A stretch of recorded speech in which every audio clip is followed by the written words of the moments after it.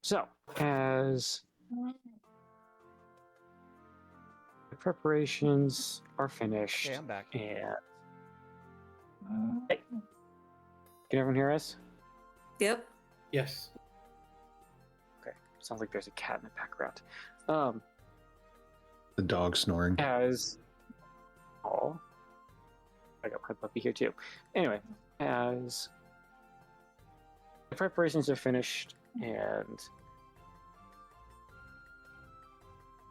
the cook summons Flicker to kind of kick off the feast, everyone will walk out into the streets, see these nice wooden tables all kind of out throughout the center of the streets. You see both the townsfolk and some visitors from the surrounding area all kind of gather. You see the drinking, final food being put down on the table. Bards are playing in and out as everyone kind of turns towards the party, looking towards Flicker and their entourage.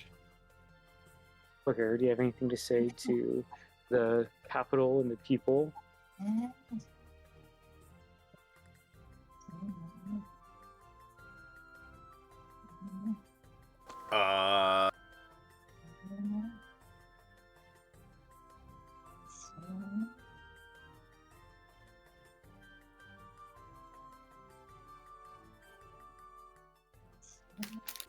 Our victory was hard fought, but now is the time to celebrate, and change will soon be upon us. Let us feast in honor of these people who before today were outsiders, but now are very much officially one of us, motioning to the party.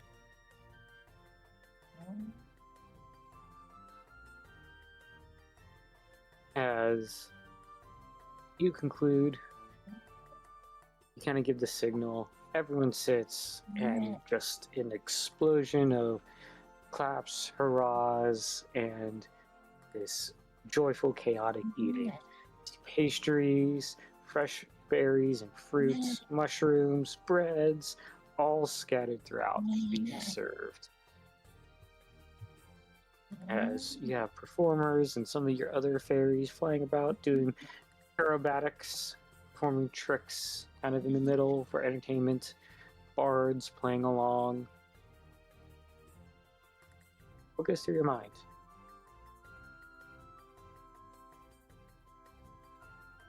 I think that there's still a sense of unrealism about everything. Considering just easily a week ago, I was concerned that this exact thing would never happen. That I would never be safe and home again.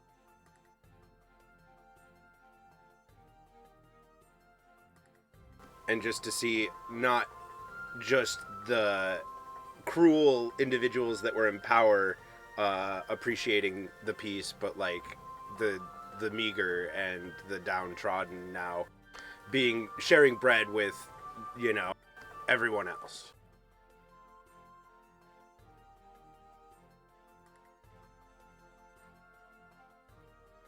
As you see amongst your guests, a mix of the unseelie, seelie, magical creatures, kind of not in the shadows, but not completely meshed in it yet. Still this kind of timid uneasiness as they're trying to understand this kind of collaboration that you're wanting to bring to the realm, as your Sealy fairies are welcoming everyone, trying to have everyone just be a cohesive whole rather than a bunch of parts sewn together, if that makes any sense. Yeah, so as the night progresses, go ahead. I was gonna say, I think that as everybody's relaxing and enjoying everything, seeing the individuals that normally wouldn't be around here, I'm assuming you're talking about more draconic and like maybe talking animals and stuff. I'm going to talk to people that might have been looked upon as lesser before, like first and foremost, and try and like make everyone feel welcome. As you see that they are more receptive to you at first, talking your plans, how to incorporate their feelings and wishes, and how you're going to mend all of this. You start to become more relaxed, buying into what you are saying, and so far what you have, proven by your actions. As the night begins, and the mead and the wine and the drink begin to flow, it becomes more and more less of that awkward middle school dance party and more of a true celebration. As they become more and more integrated, as you see them all starting to mix and talk, and before you, it seems like everything you've ever dreamed of is coming true. Your vision of the new type of Fae realm is beginning to form. And I am secretly getting everyone I can very, very high. Just pulling out mushrooms. Like, here, eat this. Hey, no. Try this. Left and right. I hand someone a banana with acid in it. Who? Who would you give it to? I'm curious. What type of creature? Trippy. Totally trippy. Talking monkey, I don't know. I'm sure True story, though, that actually happened to one of my friends. He was at a club and somebody gave him a banana and it had acid in it. Oh boy. As Flicker is talking amongst the townspeople, what is everyone else doing? I'm still down at the bar, just drinking with Nico. Sure you want to stay here? You don't want to go outside? Sounds like fun. No, I'm good. Her does a wedding, and Gello don't do weddings. Nico will kind of nod and just continue eating or drinking, sit next to you. Lilith? Flix, what are you two up to? Lilith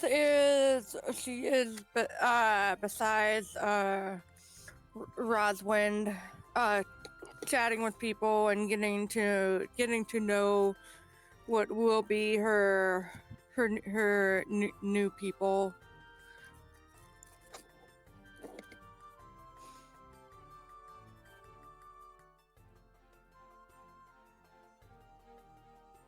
Flix?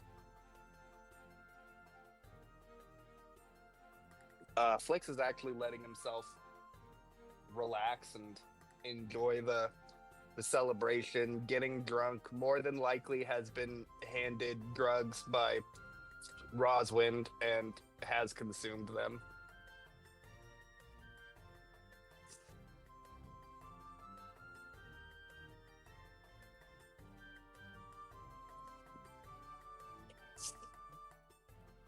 Okay. What is Mary up to?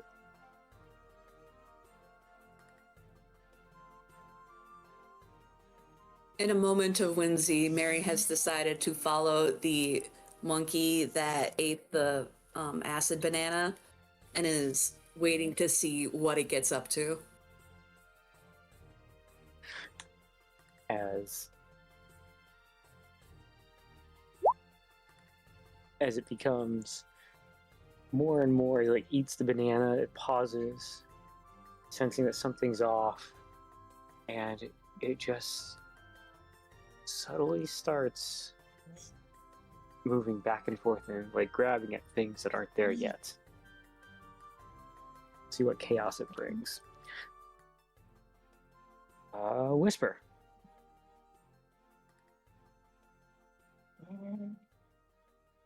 What are you doing during this feast? Honestly, he's just being quiet and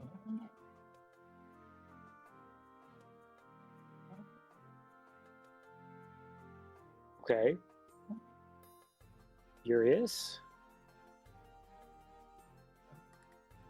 I will be wandering through the festivities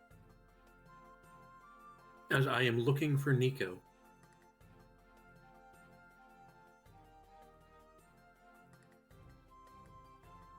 As you wander, you see Nico and Gello hanging out in the bar, away from everyone else.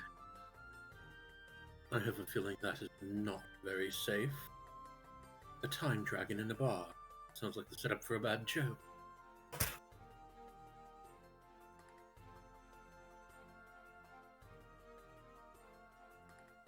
So you can always Hello. make one.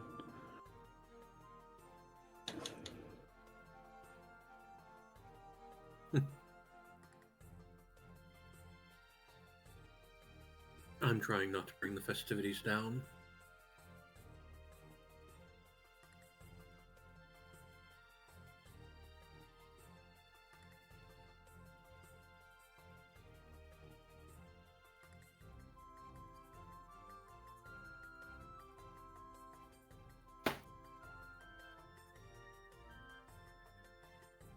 Figured we could at least have a little fun. What, curious? Just throw the tact and decorum out the window for a little bit. Though also not potentially breath weapon anything into non-existence. You hear that, Nico?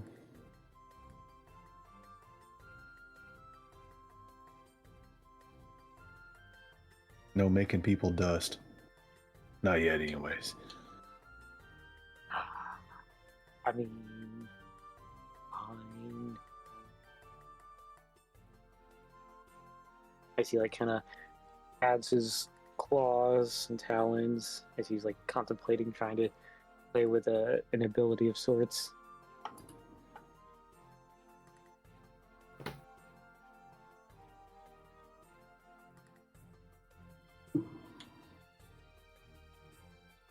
As the night continues, the monkey has found itself kind of in a corner, just in this fetal position, his pupils just dilated as huge saucers, kind of freaking out.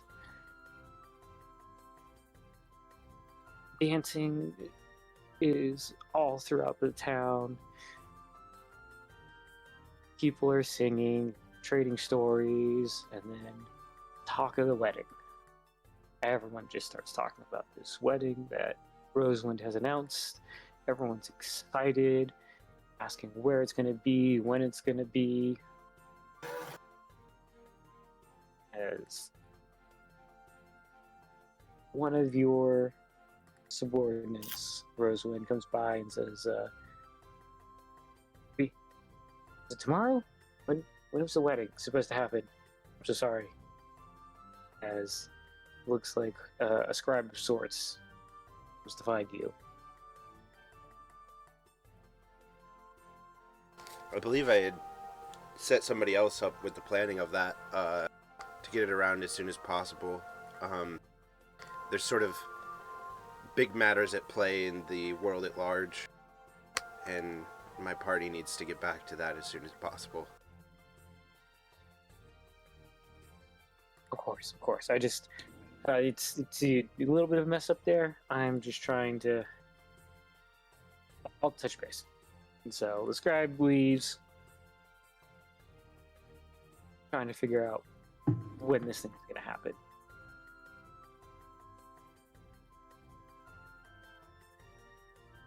Does anyone else have anything for the night that they want to do? Because I'm sure as the night progresses, the party dials down a little bit, but kind of stays until the early morning. As the sun starts to rise just a little bit. Are y'all hanging out throughout the night? Peeling off? I'm sure after greeting everybody that I can and like shaking hands and hearing voices, I head back very tired from the day and like pass out in a bathtub somewhere.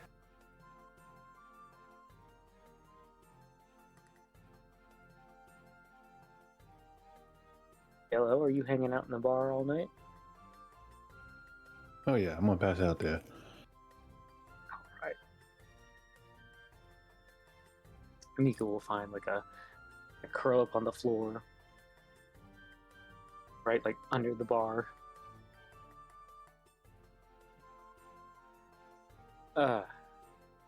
Lilith, Flex.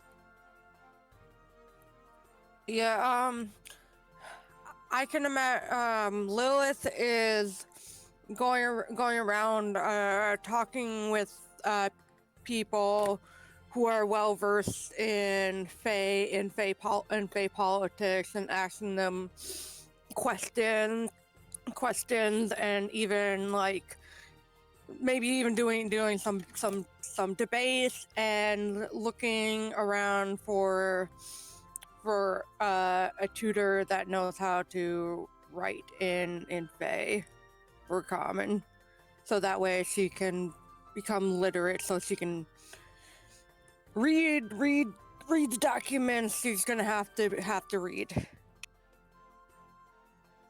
Sylvan, I think. You're able to find some older scholarly fairies that will gladly take you aside and begin talking to you and, you know, showing kind of their work and then starting to explain. I think one runs off to the library to go get, you know, some very of the initial books that you'll need to fulfill your duties as enacted. Mary, where do you go for the night? After watching the acid tripping monkey try to fly and instead do an Assassin's Creed fall into a haystack, she's going to get bored and go off and find somewhere to sleep. Okay. Anywhere particular? Under the stars? At a bar? On a roof? Somewhere alone, probably. On a roof or just away from people.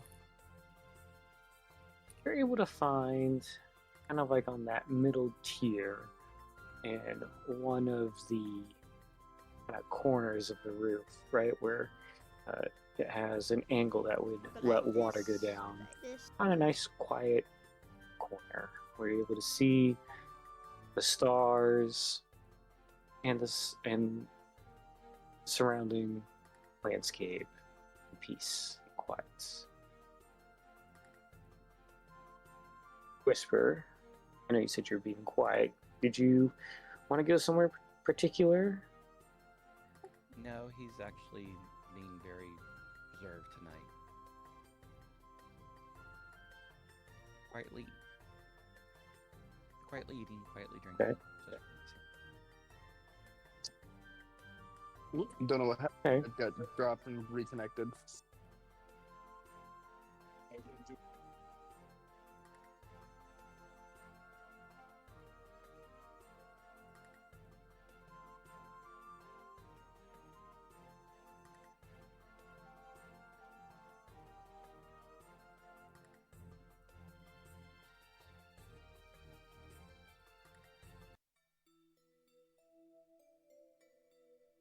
Rex, did you drop out on us? Yeah, I said I dropped out and came back in. What? So we are kind of wrapping up the night. You know, the party is waning and waving, but it starts to, you know, people start heading out, go get some rest before tomorrow. What are you going to do? Because there's a mix of people going off on their own and crashing, some maybe staying up for a minute. What are you doing? Flix is going to just he's gonna be up for a while because he's enjoying the festivities, but as it starts to get pretty later into the early morning, he's gonna make his way back. He's gonna be a bit confused because he doesn't really know where he should go to sleep, whether he should just go back to the crew court, like the military quarters or something like that. So he's just gonna kind of follow his instincts and go back to his old like board that he would have inside of like his like captain's room or whatever.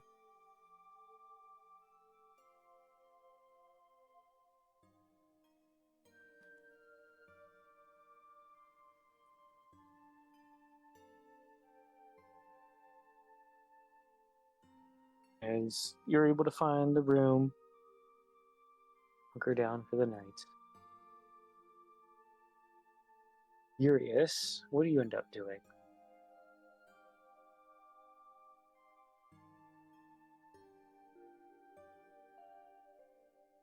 I will put my jacket back on as I sneak out of whatever room I ended up in.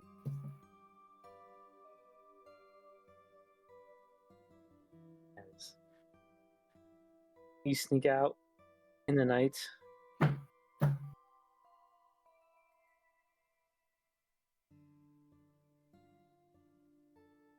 a corner somewhere, nice haystack, and just, wrap yourself up. As the party will die down, as we roll into morning, the fairies that weren't out partying so much begin disassembly of all the tables and chairs and start the cleanup. Fortunately, there wasn't too crazy. Not a lot of broken windows or stores damaged, which was something nice to see for once. As it'll be a late morning for just about everyone, so yes, everyone will get a full rest. But just probably start off today, probably around lunch. In the capital, everyone's trying to find Rosalind until someone just opens up one of the random rooms to see Rosalind just curled up in a bathtub. Princess, Queen, Your Majesty. I've got like a wine glass in one hand. I like jolt up. My hair is just like half wet. Huh? We've been able to get the wedding planned and organized for tomorrow. We've worked throughout the night. We've gotten invites out. A lot of no's, but you said quickly, and that's to be expected. But we got all your guests I think you've requested, and I believe some high lords are coming. And we figured we'd do it here at the capital city, unless you want somewhere else. We have plenty of room. No, I think. Here's fine. I think it should be open to the public. I know that's kind of asking for trouble, but we've got a lot of powerful people around, so... Oh, absolutely, the public. That's why we picked the gardens. Big open area. We can have people on the walls. We can make it work. Probably the largest, clearest area.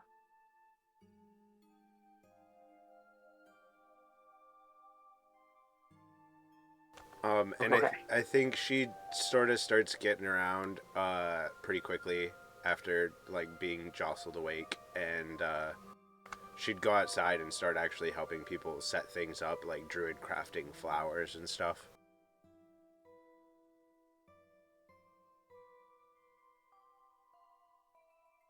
As you work on that, you see the rest of your kind of entourage, your servants and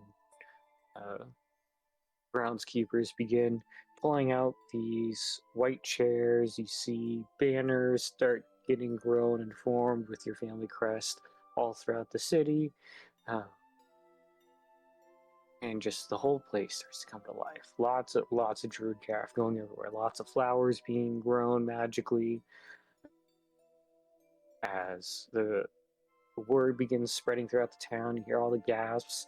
Everyone's running to like the one tailor or cleaner who's freaking out about now everyone wants nice clothes for tomorrow, and so It's a lot of fun out there.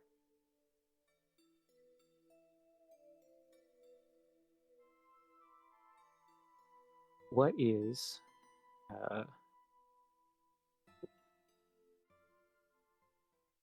Lilith, what are you doing after your nights of kind of quick study into the Fae realm?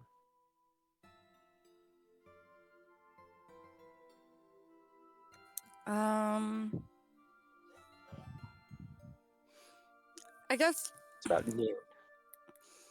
Lilith is gonna like stick by near Roswin and like and help out as a team with her.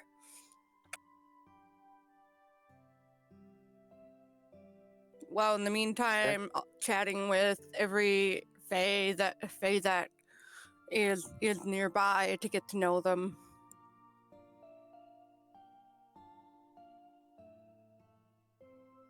I'm sure given that, Roswin's just introducing Lilith to everybody and like letting Lilith know what people do so that she's like prepared for everything.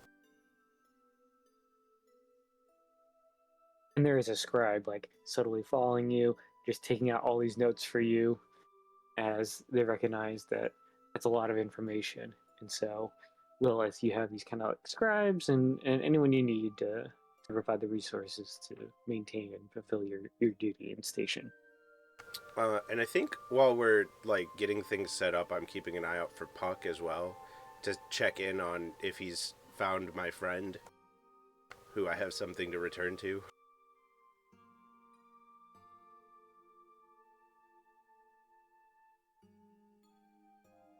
Understand, as no sign of Puck yet, but perhaps soon. As we'll pan to Mary on the roof.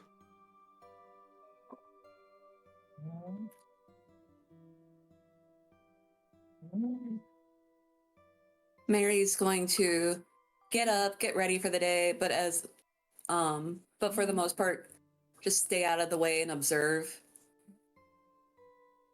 Kind of try to figure out where everybody is. You catch a glimpse of Flicker, Lilith kind of walking the castle grounds. You hear the talk of the wedding that's going to happen tomorrow. You hear that there's going to be a bunch of visitors, apparently from the other realm, the other plane. And everyone is just so excited. It's like, I thought the party was probably one of the best celebrations you've seen in a long time.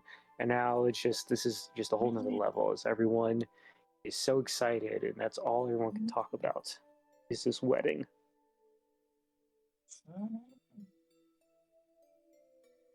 Gillo, as we pan to you and Nico, up in the tavern.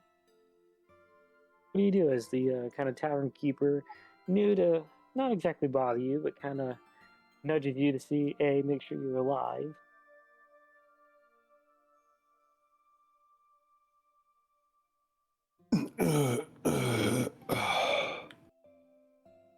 I would sit up off the table and then give myself scratching regions best not described. And I lay back down and go to sleep.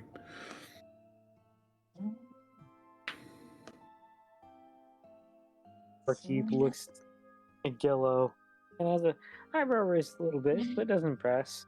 Looks to Nico. Nico's like, "You'll be okay. I've got him. Stay here." Barkeep, I think. I don't think you've ever seen Nico, and now he's just kind of not sure what to do about a talking dragon in his bar. And he's just like, you know what? I'm just gonna leave him alone. He puts he doesn't know what to leave, so he'll put like a pitcher of water and some mead and coffee on the table and a bunch of cups. And then he'll put some bread rolls out.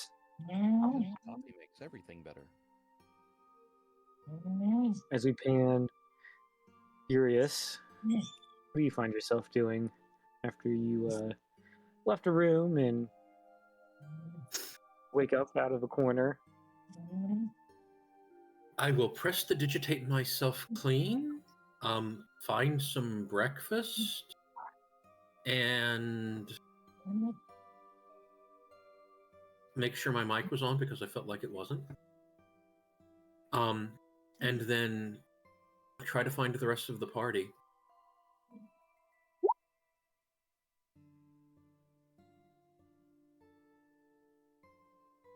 Okay. I have to put a kid to bed. Pardon me. I'm going to take a quick minute. I'll be right back. Urius, is that glitter? Damn, the only thing prestidigitation can't get off. Yes, someone had stripper herpes. I need to rephrase that. Can't get rid of it, huh?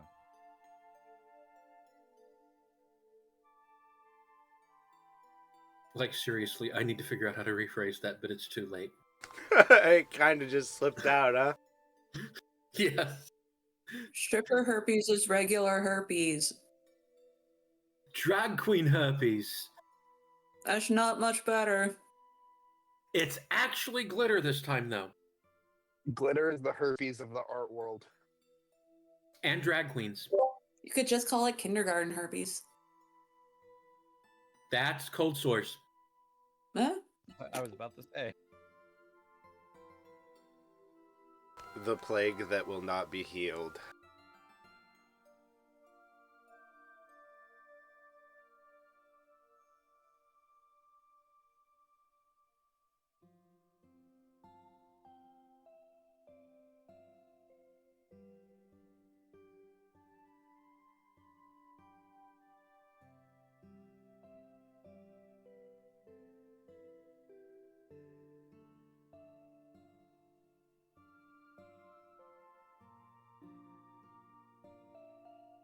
As our streaming viewers now have heard our interesting conversation.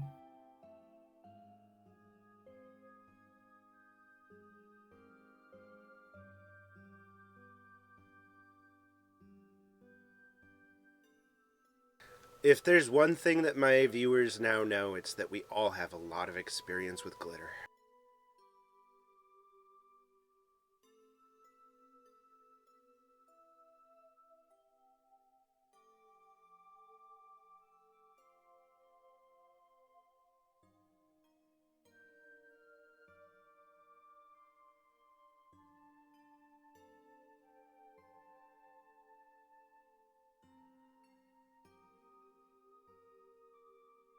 I was just trying to make a birthday card. Why is it in my bed sheets?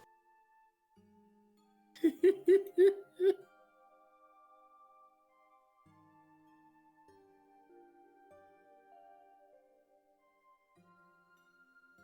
the glitter gets everywhere. I imagine in the Fae, it's just a curse that's just constant. No. In the Fae, it's just like pollen. True.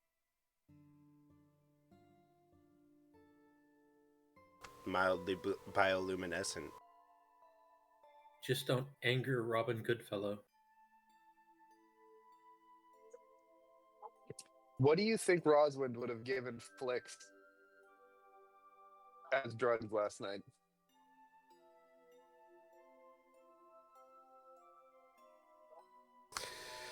Oh.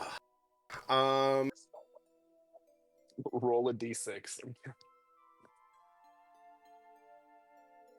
4,000 milligram edible.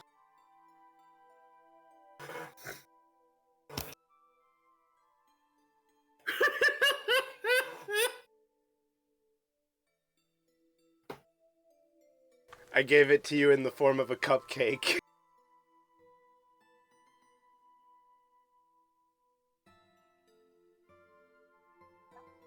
Welcome back, Doug. You missed the glitter jokes. And the unfortunate phrasing.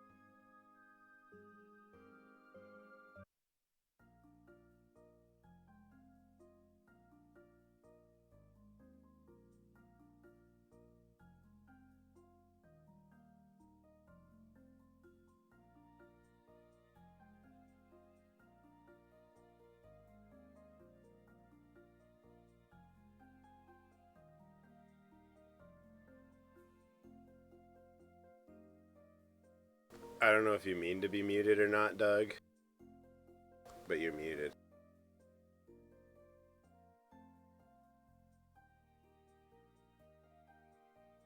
Nope, sure wasn't. I'm talking to myself. Welcome to the club. Thanks. I did hear everything y'all just said. Sounds like y'all are having some fun with the glitter and the edible and the cupcake. Did we leave off with Urius? I believe so. All right, what are you up to? I As- had cleaned myself and apparently have glitter on me. Hey, The one thing prestidigitation can't get off. glitter. I will summon a sandstorm. It will be off then. As will half my skin.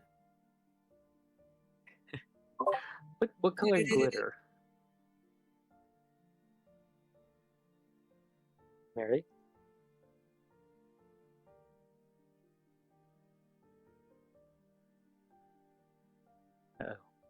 Don't worry about it.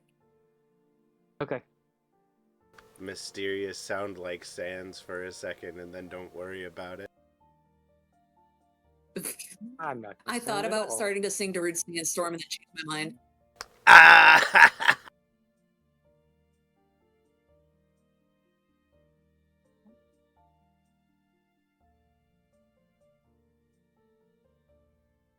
But as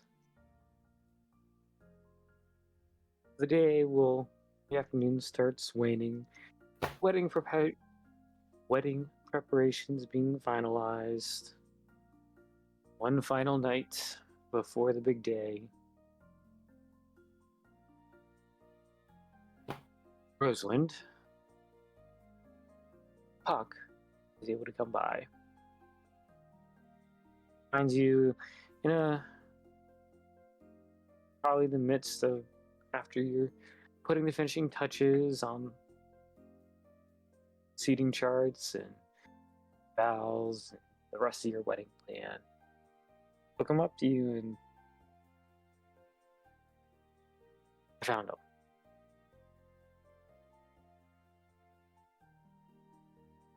Whew. I was worried they might be dead. He just gives you this like look like I mean, not in the best shape. They're alive. They have all their limbs, but they're in some rough shape. Not sure the name taking just into spiral.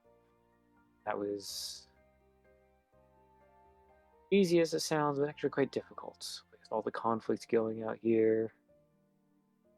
It was common to see those that are confused or people misunderstanding that they needed that people needed help rather than they were just grieving.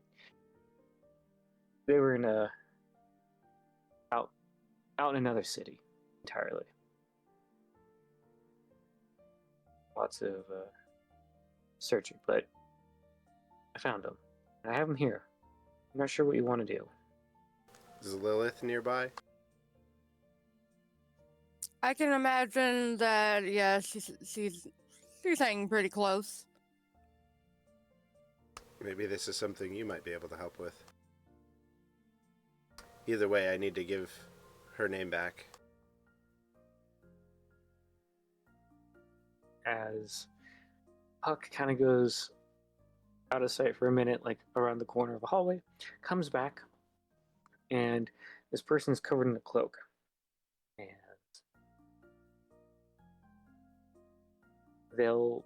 Puck will bring him in, and he's like, "Here, do we have a room?" Kind of not sure where we're doing this. I don't have anything to hide. Shrugs, takes off the cloak and before you, you see this kind of middle height, short blonde hair, uh, female fairy with blue eyes, kind of a paler, whiter skin than usual, uh, and kind of like these monarch butterfly wings, patterned butterfly wings on their back. But their clothing it was this kind of vibrant green, but now it's more of this muted olive ab green kind of mixed with a brown, just because it's so uh, broken and tattered. It looks like they've just been out in the streets. Looks like they came from somewhere, but now uh, they look homeless and lost. I just look up to you, and they're not incoherent, but the way they're speaking, it makes no sense. It's like the first frog. No, wait. Can you help me? Looks to you for like a brief second. Yeah, no, that won't do. And it's just completely incoherent. I'll put my hand on her shoulder and look her in the eyes. And I say, that which was once given freely in friendship, I return to you in hopes that it helps. And should you need anything else, I have a very good healer with me. May you have your name back, Flicker Flare. Moon Rosebud. As you speak those words and your magic imbued, a brief flash of light will overtake the area. They just look at you. You!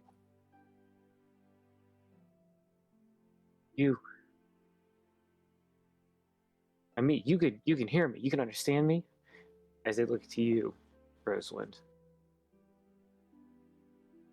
Yes, and I am sorry that I caused you so much trouble, friend. And I'll hug her. They'll at first be kind of timid, and then hug you back, and then letting you know that they are done. That kind of this reserved. What was it for? Why did you take my name? Was it worth it?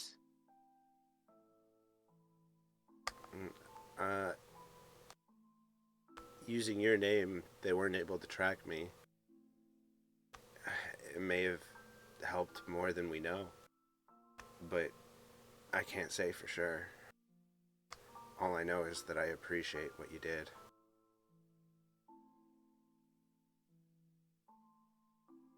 I admired Oberon and Titania. Or any other fairy, this would have gone quite differently. There is conflict. Something was happening. My memory is a little fuzzy. I'm alive and you're alive, but Heartswild I took over. assume He used some sort of poison that he got from a Rakshasa. Lionish looking creature from another plane, and it killed the Celia on sight. And I'm not gonna lie, when I got back, I was afraid that you might be dead.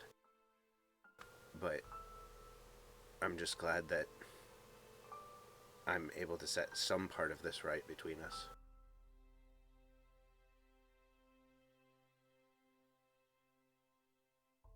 is Heartswild a threat still? She'll just shake her head and look at the ground. Well, then what isn't for nothing? Albeit it's not the way I think you want things to go about. I understand. He made his One day choices. you'll pay. He cannibalized our people. I did the right thing.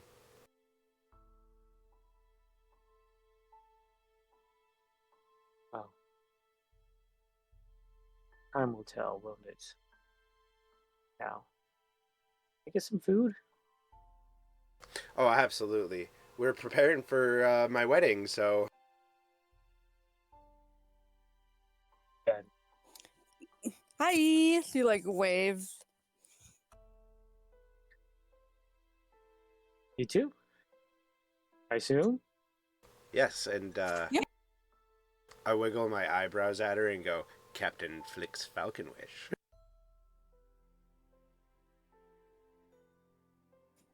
She just like looks at you for a second. Wait, hang on.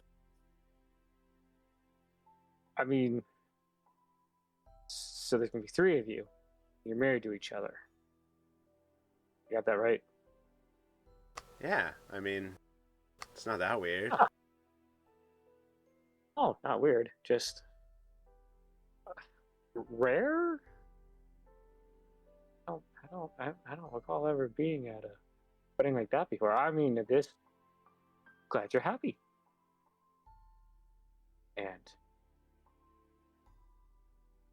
I assume it is happening soon, as now that makes more sense while they're running around with flowers and everyone like a chicken with their head cut off right now.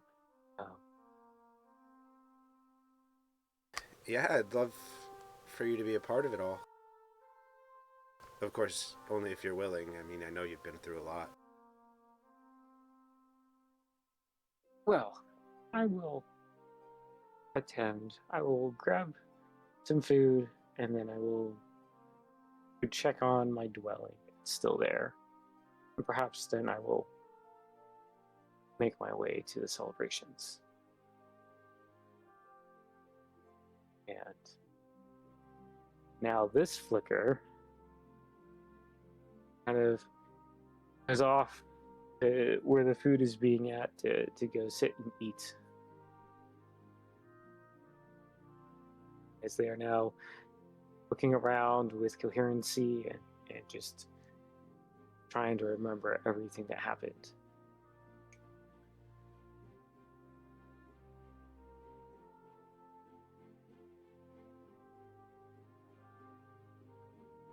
Huck looks back to you, Rosewind.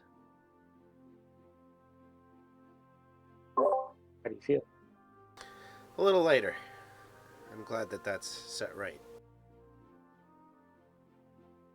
Little nod. Thank you again for your help. Well, I assumed you'd get to it at some point, but glad I could have helped. Anything I could do. With that, he looks to leave you and Lilith back to whatever you all are working on. As the evening is upon us, I think I would assume the party may find its way back up. Halo, are you still down at the bar? Oh, yeah. Nico kind of, on occasion, look up, make sure you're still alive and breathing.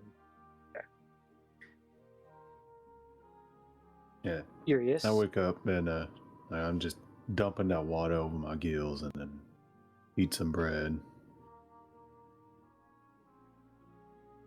Just talking to Nico about I guess just the dragons all over the world where I come from. He'll excitedly ask a bunch of questions. What do they look like? Are the ones like me? What do they do? Again, they're just full of questions. But then also, it tries to tone it down, understanding your desire to kind of sleep and or just drink.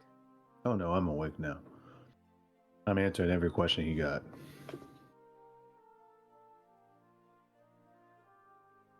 Are there a lot of dragons? Oh yeah. None like you, though, that I know of.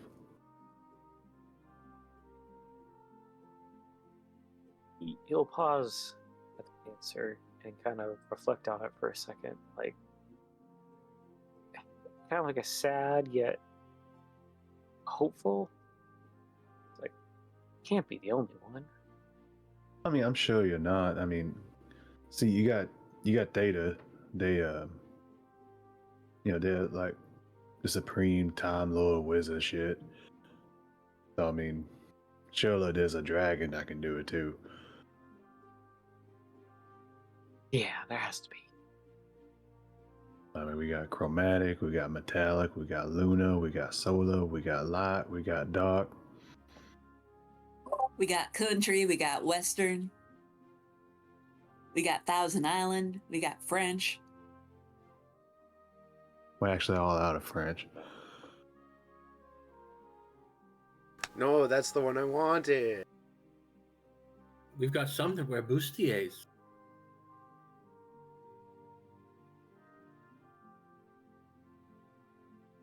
And they're full of anticipation.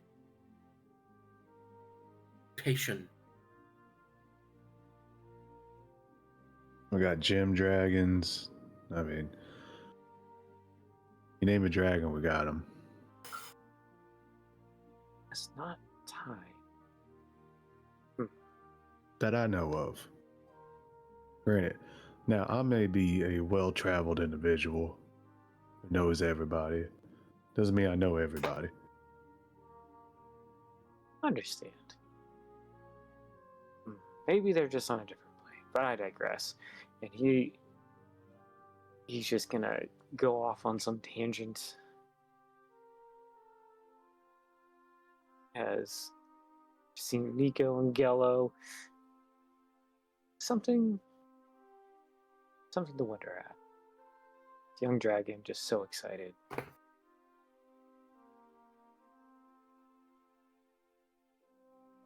As we move to Urias, the evening wanes. What are you up to?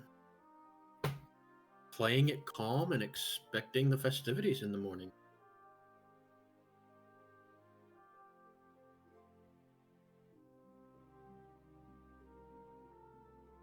That's pretty much it for Urias. Whisper, where have you found yourself?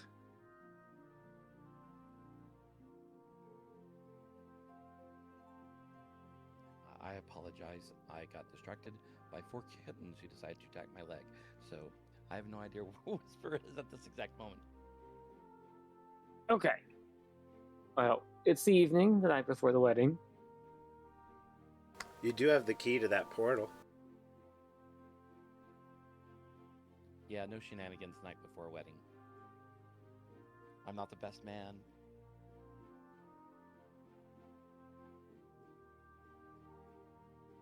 As Whisper on himself, while he's strolling the city to be determined of a destination. Whisper's probably just checking out everything quietly. As I said, he's not the best man, so no shenanigans the night before a wedding. You just That's the see best man's job, or the bridesmaid. You see lots of prestidigitation going on throughout the entire capital as everyone's making everything clean. Lots of Really? geocraft. They got all the glitter? Oh, they're still trying though. They are. There's like a frustrated group of fairies wherever this Okay. glitter is, and they are trying everything to get it out. I lied. And then I someone am shenaniganing. I am putting more glitter in places. Prestidigitation, they're like, glitter okay. here, glitter here. are like, someone just could we just paint it? Couldn't we just paint over it? They'll never know, right? It's been Because there's painted just in like glitter now. you just hear so, hey, he's the one. Stop that! And they like start running after you. And Whisper vanishes. And by vanishes, I mean detour. As they come running after where they think you are, not finding you, but just more glitter.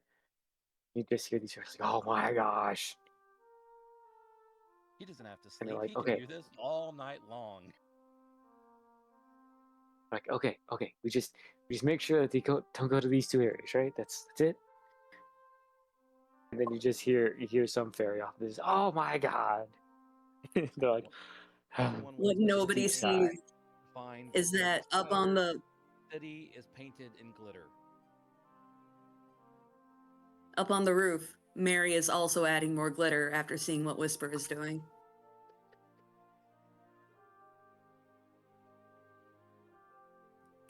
Just a group of chaos goblins. As all this glitter on the roof, and no one is looking at all. They're all like on the ground, like ground level, worried about that. You know, the glitter I isn't had just something. on the roofs.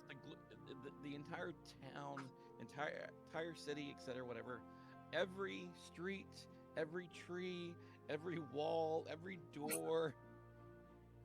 Tomorrow, when the sun rises, everyone is going blind.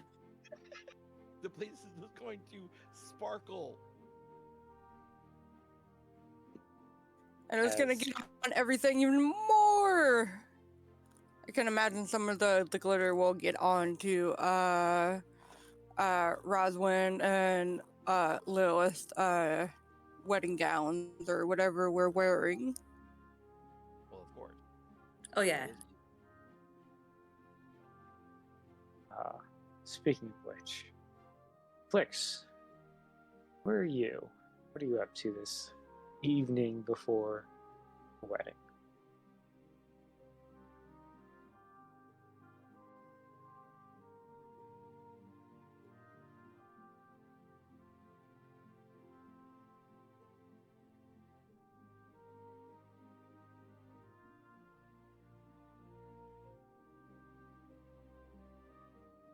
Yes. Flix is woken up early, like kind of probably wakes up near midday because he was up pretty late and had an edible. And when he wakes up, he'll groggily like get himself like together, but he'll spend a good majority of like the first part of the going to take off his armor and clean it, like just go over it from tip to tail and just make sure it's all completely polished. And then he is going to go find somebody to try to get a bouquet of flowers for Lilith and a boutonniere for himself.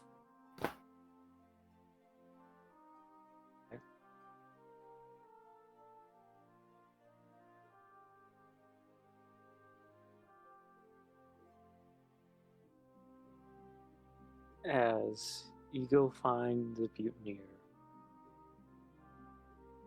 does anyone else have anything for the evening before we move to the wedding that they want to do?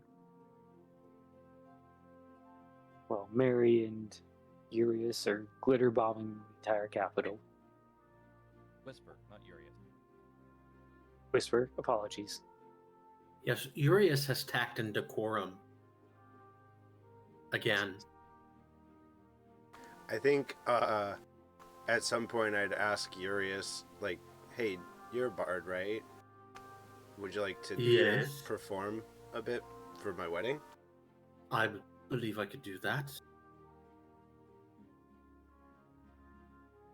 I'm assuming you don't want the typical wedding march? You go with your gut. I trust you. It'll be nice to have something personal.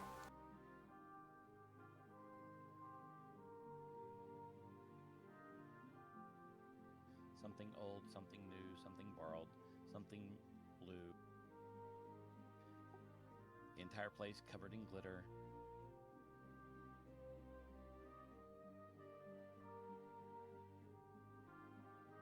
I like put a trimmed rose behind his elf ear.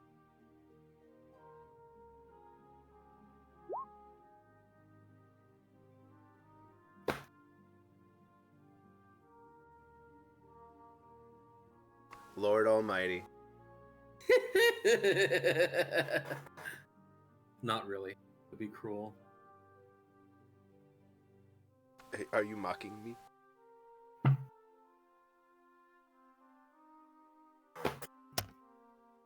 I mean, it is public domain music. The last time I used public domain music, I got copyrighted. What? Yeah, the Flight of the Valkyries, when I did that, YouTube was like, no.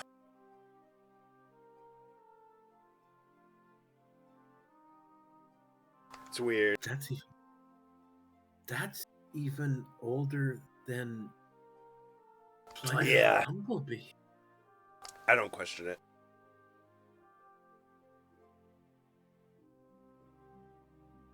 I got shit I know that works now. That's what I use.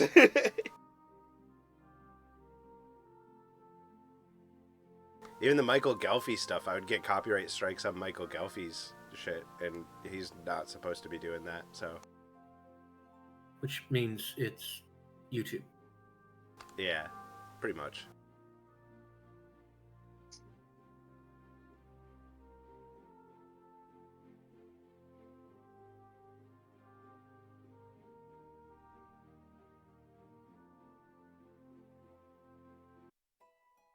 As the evening comes and the night begins, everyone, we're going to get ready for the wedding. So, anyone has anything else they want to do before the wedding, now would be the time. Flicks, his last thing after getting the flowers and everything is to go get himself a tailored suit, essentially. As where do you go? Do you go to the capital and search, like the actual castle, or do you go throughout the town? Where are you going? There's bound to be a clothing store Flicks somewhere. would go to Flicks would go into town, and he would know that like in the castle's confines themselves, they might have somebody who could do patchwork, but for the most part, like they have an armory, not a. They wouldn't necessarily have a. I'm trying to think of the. Taylor? Taylor? I can't think of, yeah, that works. As you go and you see, again, there is a lot of glitter all over the place. Like, you just got questions, but you're a man on the mission. And you go to one of the few clothing tailors around as you see this elderly couple, man and woman, Barry, that are kind of last minute stitching and packaging up trousers and dresses for pickup in the morning. They just look like they've run a marathon, and then you show up, and as they're packing, can we help you? They totally don't recognize who you are this time. Like they're in the zone right now, so they just kind of see you as a customer. With no disrespect, they're just very busy. I'm sorry to bother you when you've got such a heavy workload. I'm assuming this is for the wedding tomorrow? The woman, yes, the very, very notice wedding has caused everyone in this town to lose their minds, and apparently everyone needs everything tailored right this second. So we're getting it done. But how can we help you, darling? Well, I myself find myself in need of some tailoring. I have,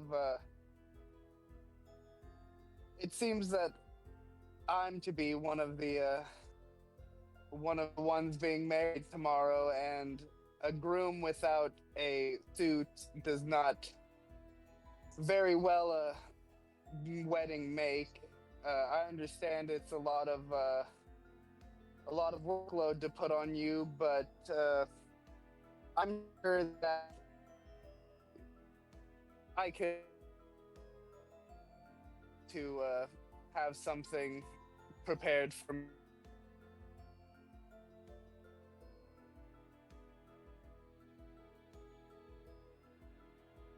Flix, you're coming in very broken, at least to me.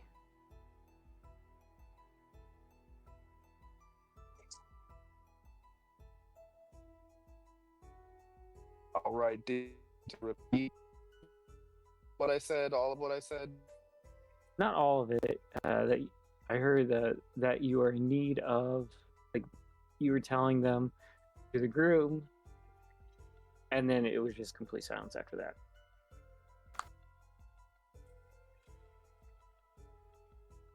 That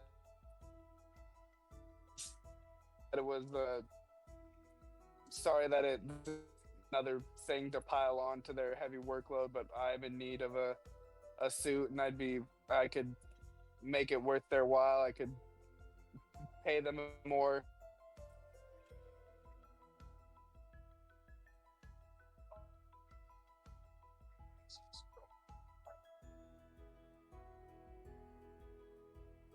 Well, you don't need to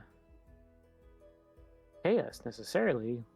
That you're the groom. That is amazing that you've chosen us. And so the man is going to like herd you inside and show you. It's like, okay, are you looking for a black, a blue? We're going to have to do this kind of down and dirty. And he's like, blue. Well, you're unseelie, right? So maybe an orange. That kind of mixes, right? You're marrying the queen, and like burnt orange, maybe that mixes, right? That's like a combining of both Seelie and unseelie. What do you think?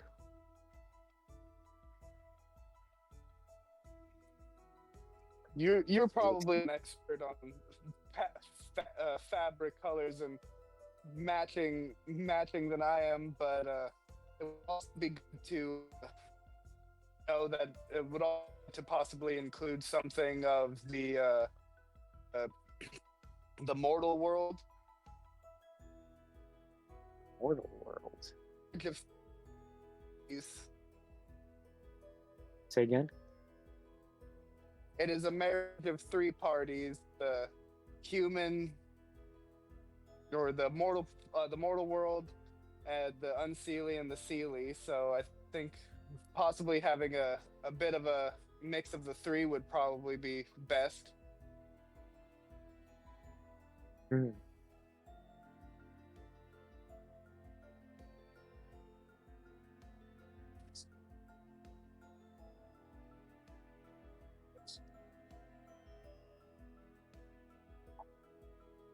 Well, let's see here, and so the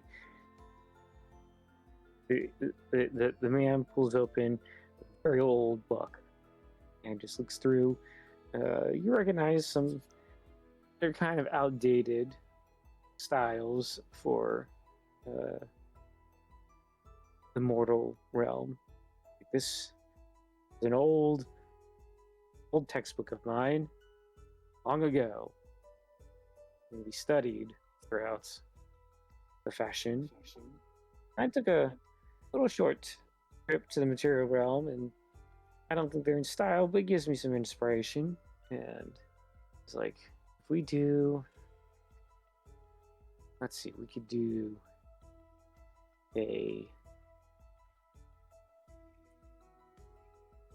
we'll do a kind of like we won't do a jacket, we'll do a vest with a simple white cotton shirt and kind of this orange shade where it goes from a bright to a burnt orange, and then kind of like a medium brown trouser. What do you think about that? And then you can put your boutonniere wherever you want. And then we can incorporate a texture on the vest, kind of like vines and flowers. It would still be the same color, just it would have a texture to it. That all sounds pretty good to me. Okay. And it's like, okay, here's what we'll do. You're gonna have to stay here for a minute. As they go out and get the fabric, and the woman is taking all your measurements and start writing them on the paper. The man will start pulling reams of cloth out, takes the measurements, and then like for the evening, they're like, we'll focus on you. We can't have the groom. We gotta have the groom first. Everyone else can wait. They're not as important as you. And so for the night, well, not the entire night, like a couple hours, we'll have you squared away. Right. You can crash here. They have a cot. You're not supposed to see your spouses anyway. You can crash here. We'll get you there. We'll make sure that the guards know you're here. We'll get you to the wedding on time. And we need to live kind of adjust. Right, you gotta look perfect. Unless you need to be somewhere else. As far as I'm aware, I'm pretty free unless somebody comes looking for me. But until then, I'm at your leisure. Okay. You'll call here. I'm gonna go get some help to help with some of these orders, and we'll come back and focus on you. So for the night, the old man is going to bring some mead, bread, what looks to be some stew. It's like, here, you gotta eat.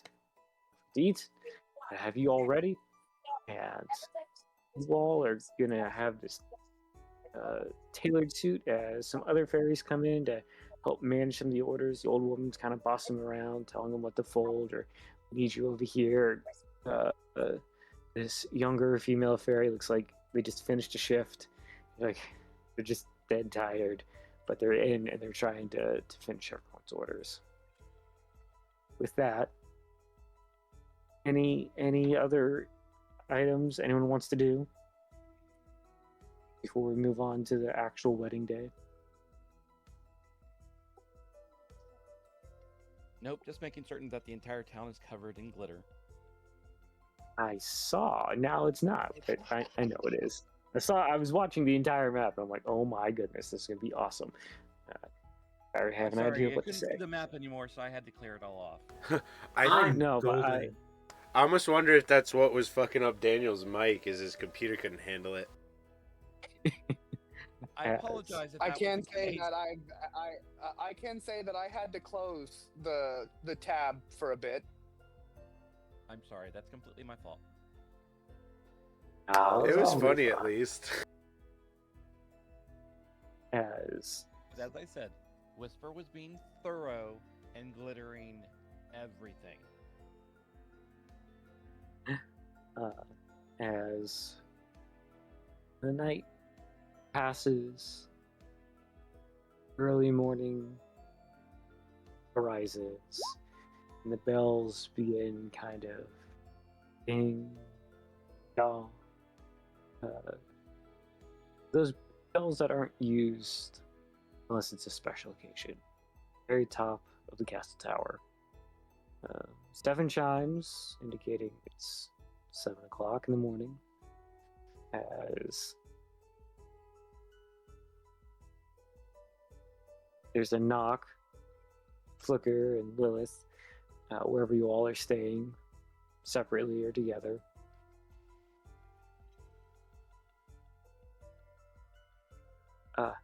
Majesty, you in here? It's kind of dark. I This is where you am. said you were. I am going to try and be an ethereal and mysterious bitch and have nobody be able to find me before the ceremony. But they just looked at her. Oh man. Said she was here and she's not here. Okay. And you just on the screen you'll just see her shake her head no. Like, I swear we saw her go in there. Like, okay, she's here, right? Someone saw her. And so now the servants are just freaking out a little bit because they can't find you.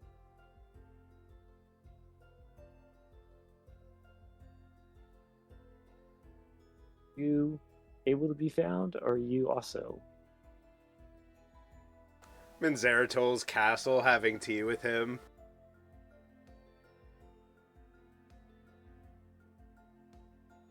What?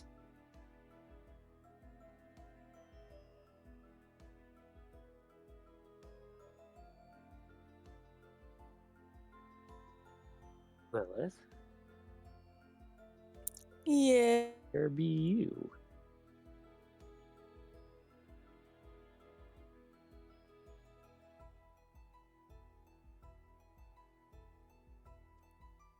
Sorry, what was that again? Where are you at? I can just.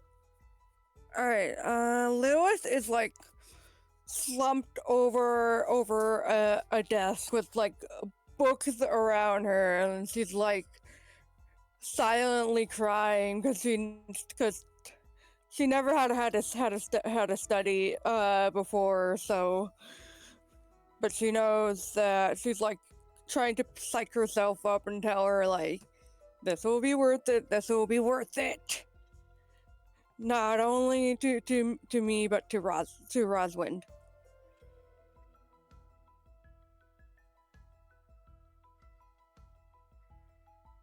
Oh, and so this servant girl comes in. Oh no, we can't have you sit. No, you're okay. And they'll come over and hug you. It's gonna be okay. You've got this. I never expected to be a ruler. I've always expected just to stay a sheep herder like my parents. So this is new. Some part of me doesn't feel like I'll be qualified for it.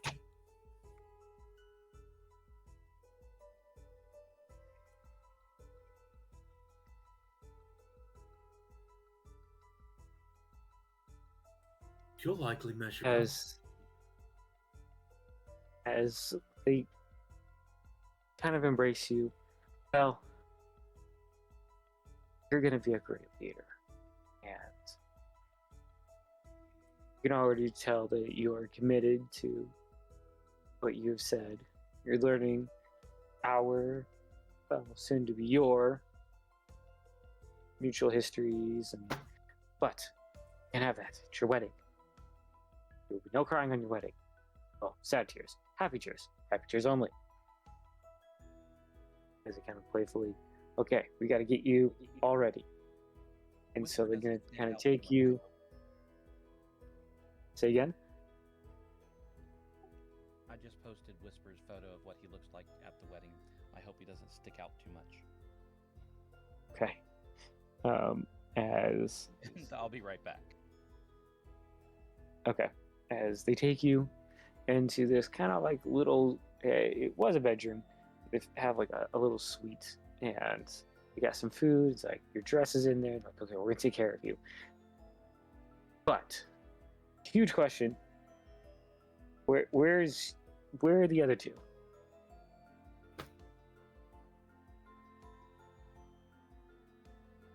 Do you know where Rosewind Wix is?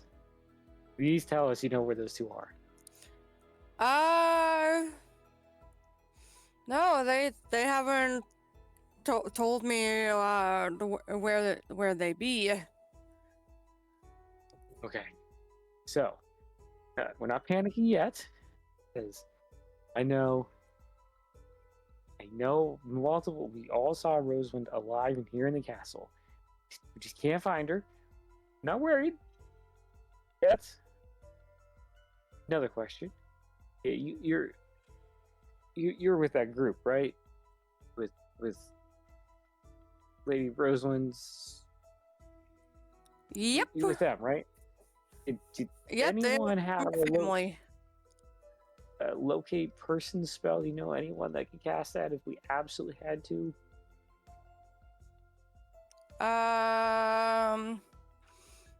Does Lilith know off the top of her head?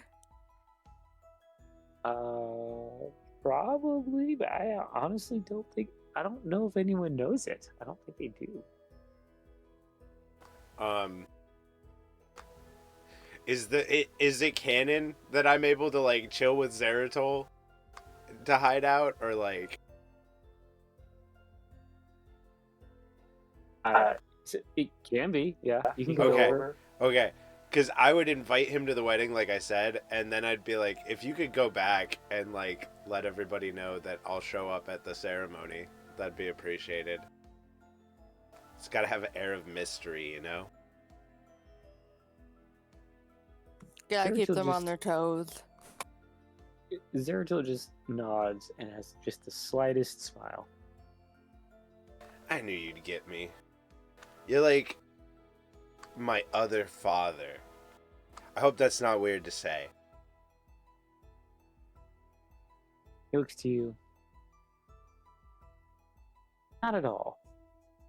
Oberon and I, while we had our differences, handful of disagreements, maybe a fight or two.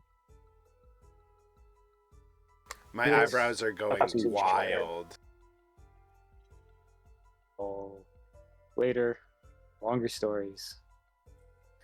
But yes, I was actually going to head out. I wanted to get an idea. It's been a while since I think a vampire has been in your midst. I'm sure it'd go a long way to show the changes I'm trying to make with everything. Indeed. But no, it'll only be me.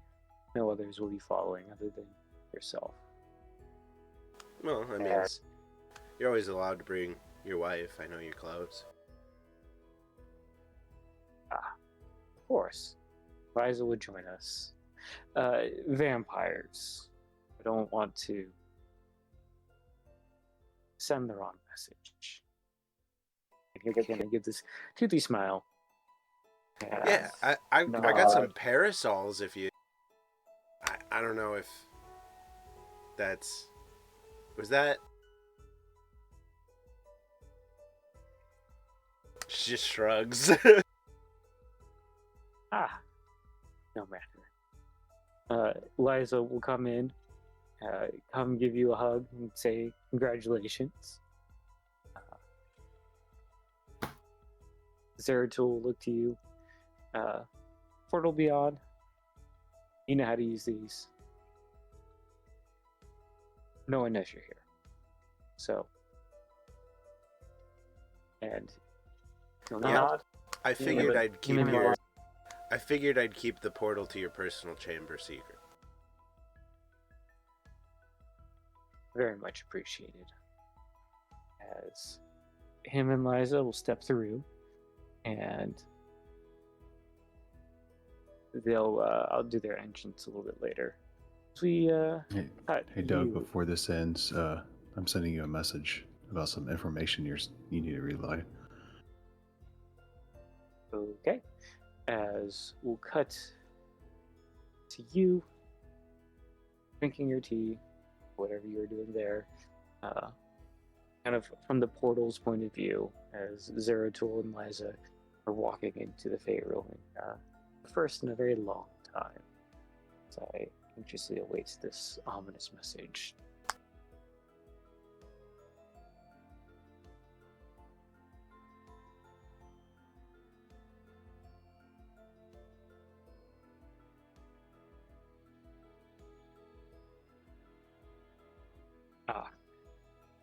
Okay, got it.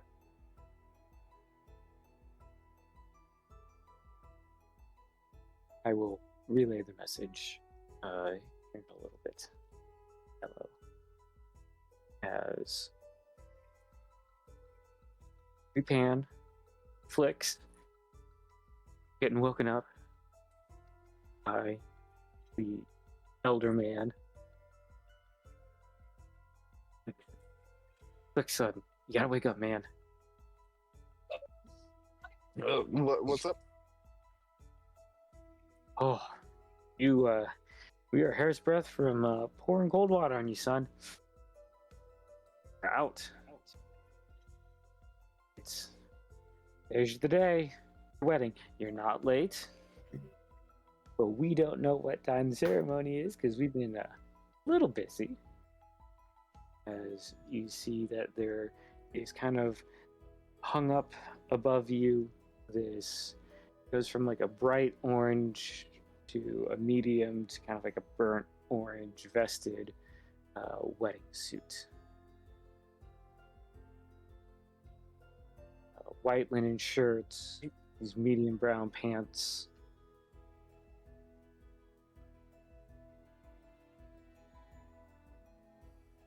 Flex will up and kind of stretch a little bit and take the shake the old man's hand and thank him for his work, and then how much is this gonna cost me? He just shakes his head. No. Doing it for you at your wedding. You're gonna be one of our leaders. Don't worry about it. Our gift to you.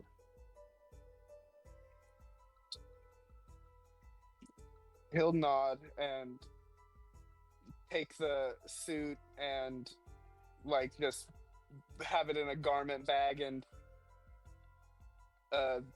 he'll start to head out the door, but as he's leaving, he'll turn back around and thank you again for your hard work. It is very much appreciated, and know that even though you are giving me this as a gift, that it won't go unrepaid, and that after the wedding and everything's done, just know that you'll have something coming your way from one of the new rulers. And they nod. It's like we look forward to seeing this next stage of rulership. I'll smile, nod, and turn back and see that there's kind of a gaggle forming, all looking for their orders as he's trying to organize them to get them what they need. As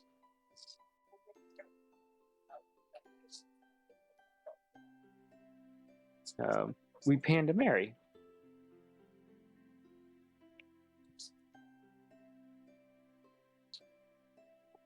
What are you up to, Mary? As the seventh bell is rung for the morning, the town is quieter comparatively, but very much busy. Everyone's running around, doing some final prep and decoration. What do you find yourself doing?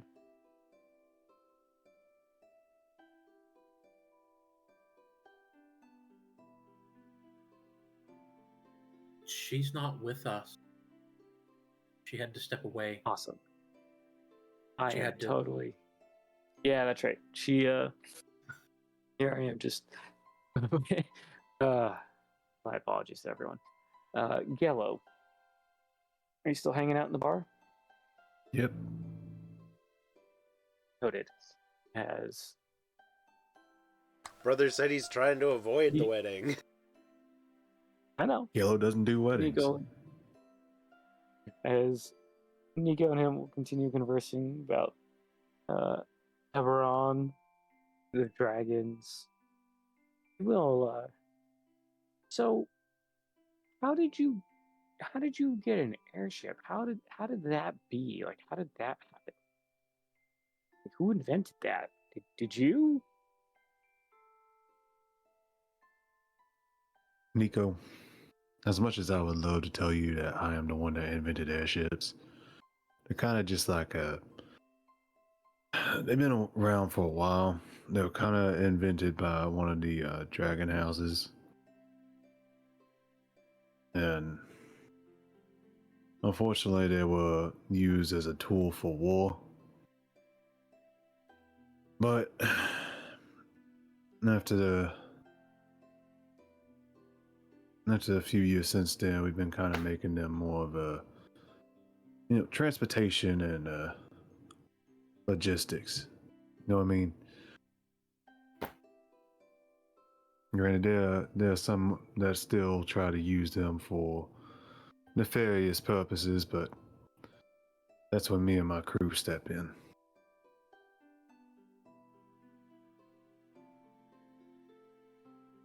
Got it.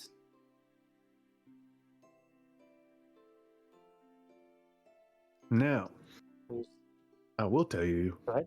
I am one of the co-inventors of the airship that does not require a member of that dragon house to fly it.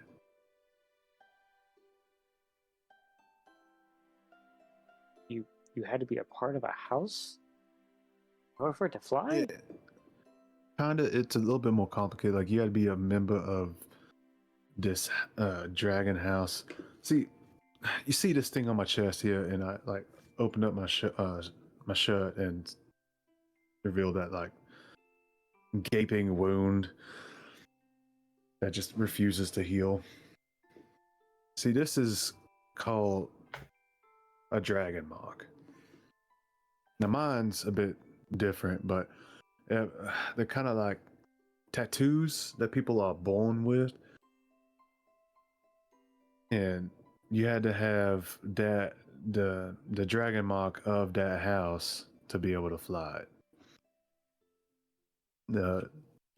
It's like the dragon mark gave you the magic to be able to do so, and that dragon house made sure all of their airships could only be flown by someone of that house.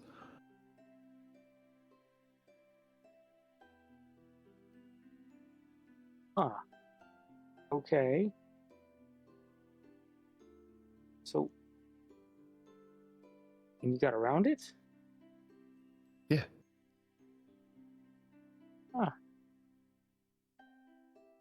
See, the trick was not being an absolute fucking dillweed and, recruiting the elementals to power the ship instead of enslaving them and forcing them to basically be nothing but an engine.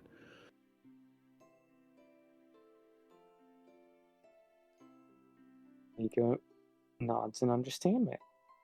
You'll see him take out his book and kind of scrawl that down.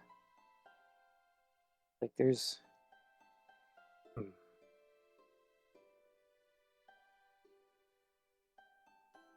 You'll get pretty far in life if you're just not a dick. Well, yes.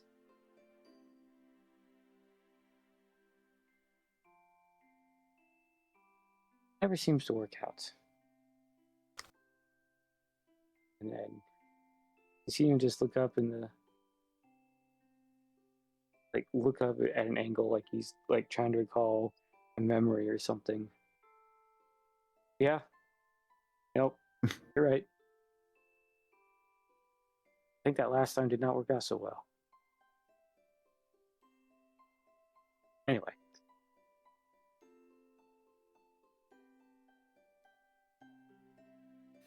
Those two will go talking some more, and we'll cut to Lilith real quick, as you're getting all set up, and Mika, who is the kind of the assistant in there with you, like working on whatever it is, whether it's makeup, jewelry, chatting, relaxation, whatever you're doing in there. With you. Okay, so where's your dress?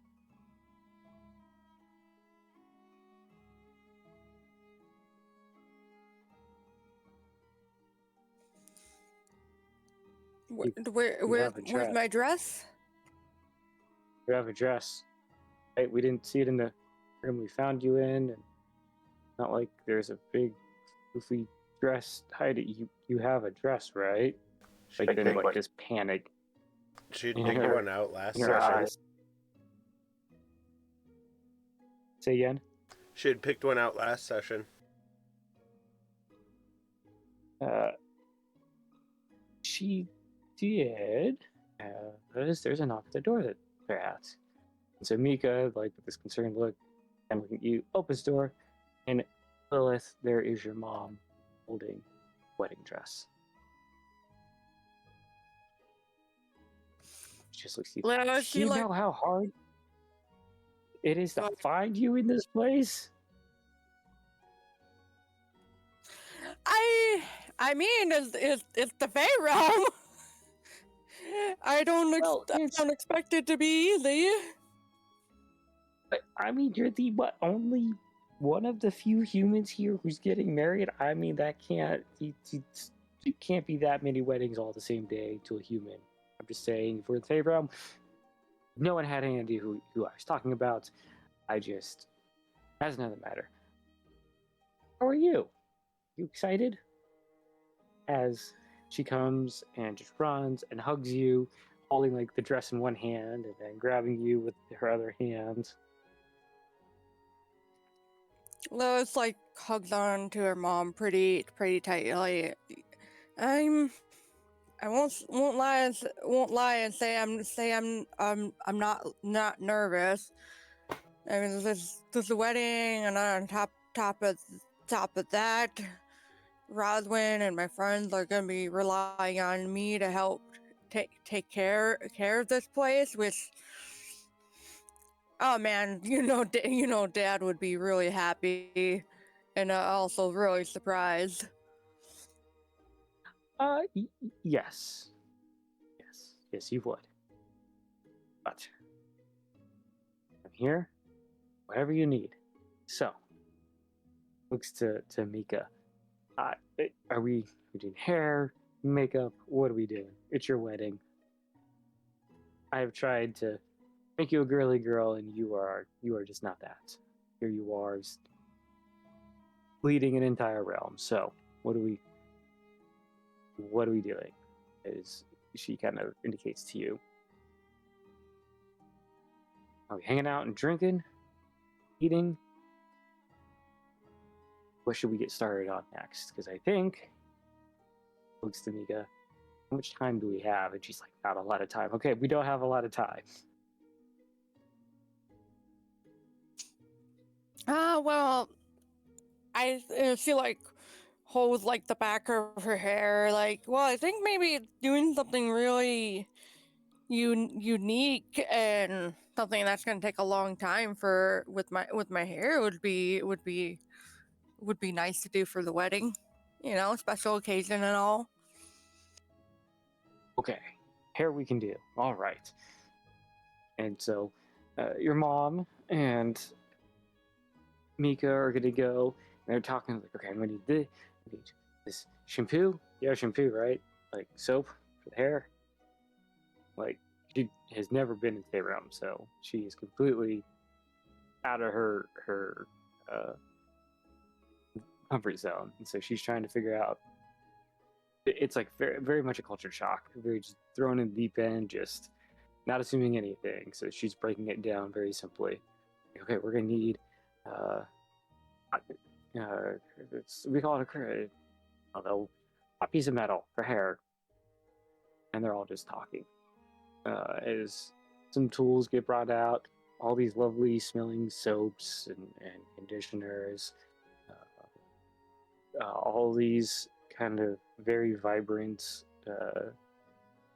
colors for makeup, little trays and lipstick colors. They all like kind of come out of this bag that Mika brings out. And so your mom and Mika are going back and forth talking with you about how you're going to look and what do you want. And it's just a field day in there. As Mika, you'll catch, like, they still haven't found her? Like, did they find Flex? And someone says, "Yes, we found Flicks." Oh, thank God. Okay, we're 2 of 3. Because they're obviously talking about Rosewind. That they can't find Rosewind. I don't know if you know, if Lilith knows, Rosewind cannot be found right now. As that whole commotion's going on. Curious, what are you doing? I am rehearsing. Where are you rehearsing? Probably the room where or the space we're having the wedding. So outside in the garden, you have this kind of mix of natural, like vines hanging everywhere, flowers mixed in with the very nice the stonework of the castle kind of in the background. You'll hear a unsuspecting, just a very deep voice of, "It's been a while since I've heard you sing Furious," as Zeratul's kind of standing behind you. I wasn't aware. I didn't think my older self was much of a singer.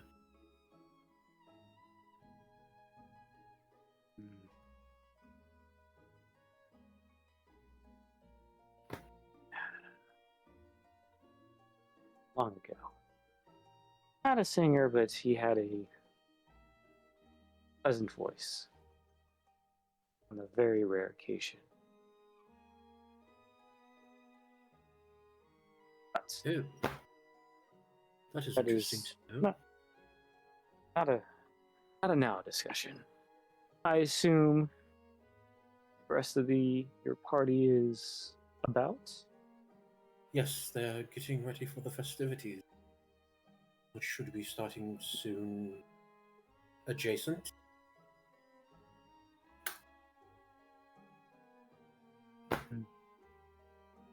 As you see, he is covered in all black,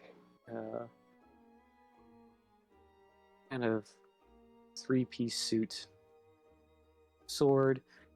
Hidden underneath his cloak.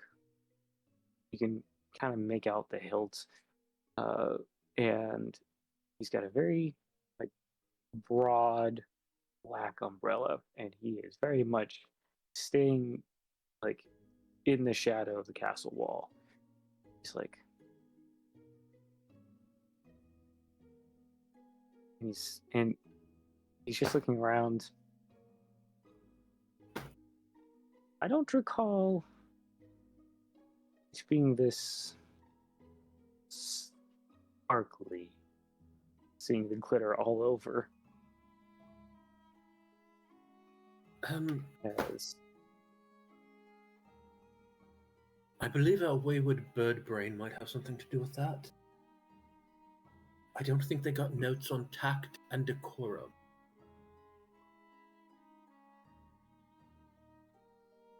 weirdly, it's kind of fits this Fae realm.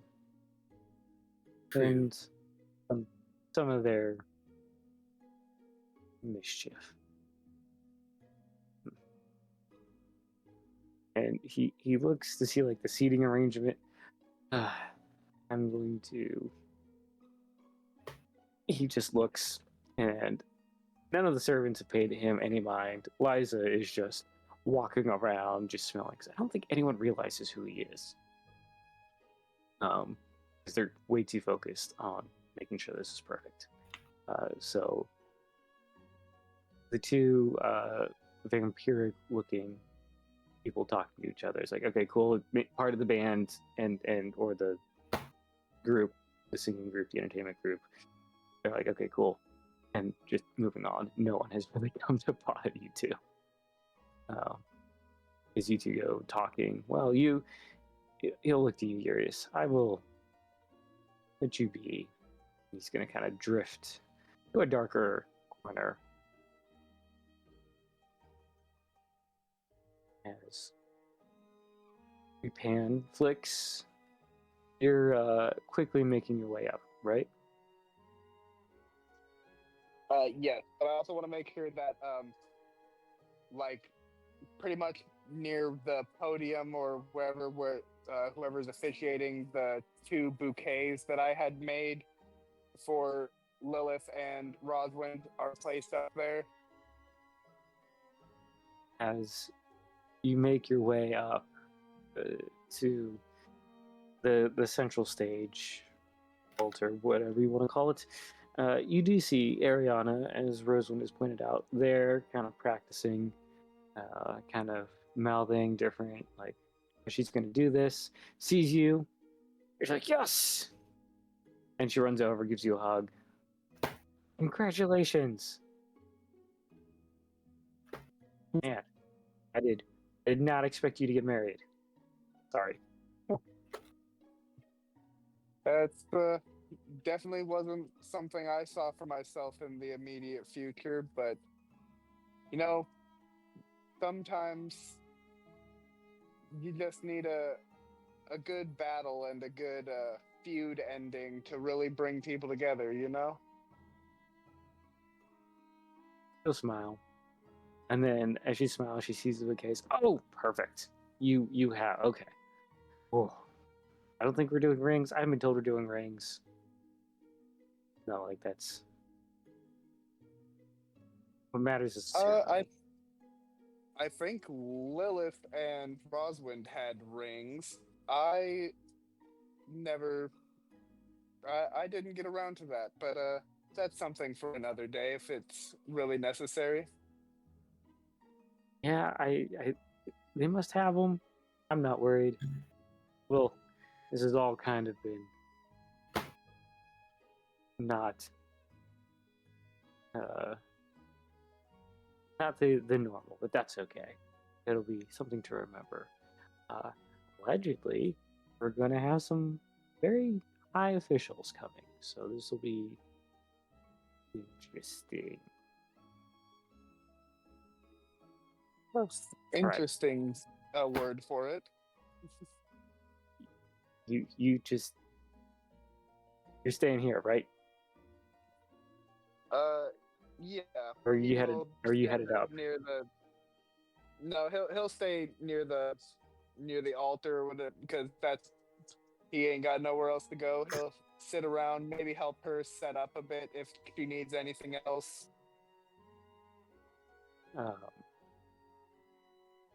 As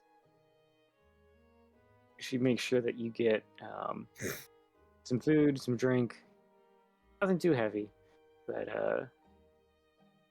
goes back to practicing, because before we move to the arrival and then the ceremony here in quick order, does anyone have anything else they want to do at this point in time?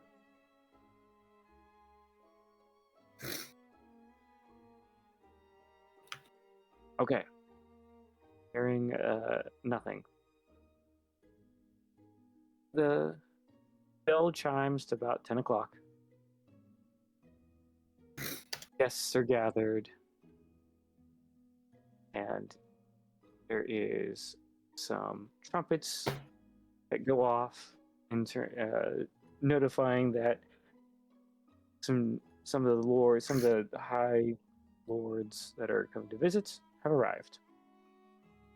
First up, the Emperor Matthias has shown up. Just him, in a very simple gold and red robe, white wings furled, as he walks down, takes his place.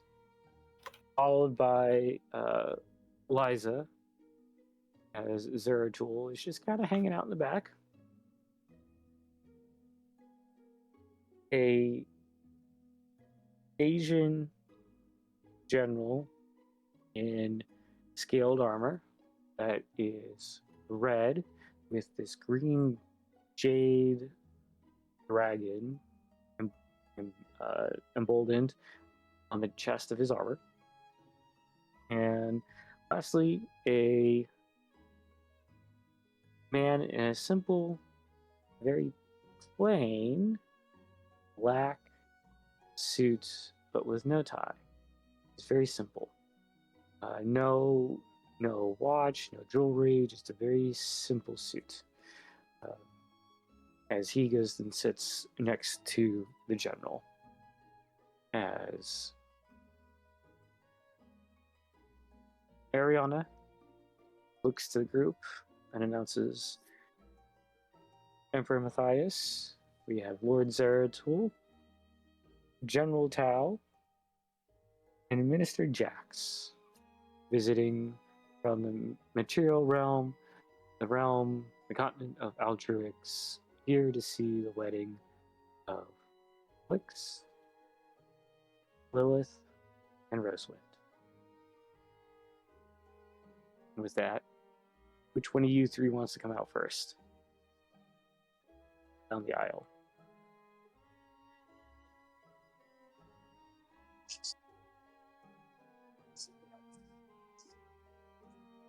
I mean, I think I'll go first.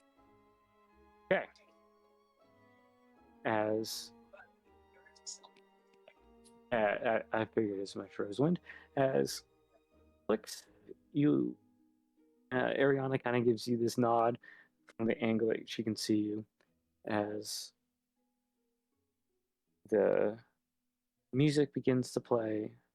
Flix, you walk down the aisle, everyone admiring the color of that kind of blending of the Seelie unseelie, that orange, as you get some nods and claps of approval, and you take your place onto the stage to Ariana's left. Lilith, you're up next. Can you describe your dress, if you wish? As I'm going to transition us to a general map. Lewis' wedding dress is very like flowing. I guess you could say. Has a very long, loose sleeves with a low cut top, and and the dress like trails a bit, but behind her. Think of like an old medieval high class dress, but in all white and maybe some gold.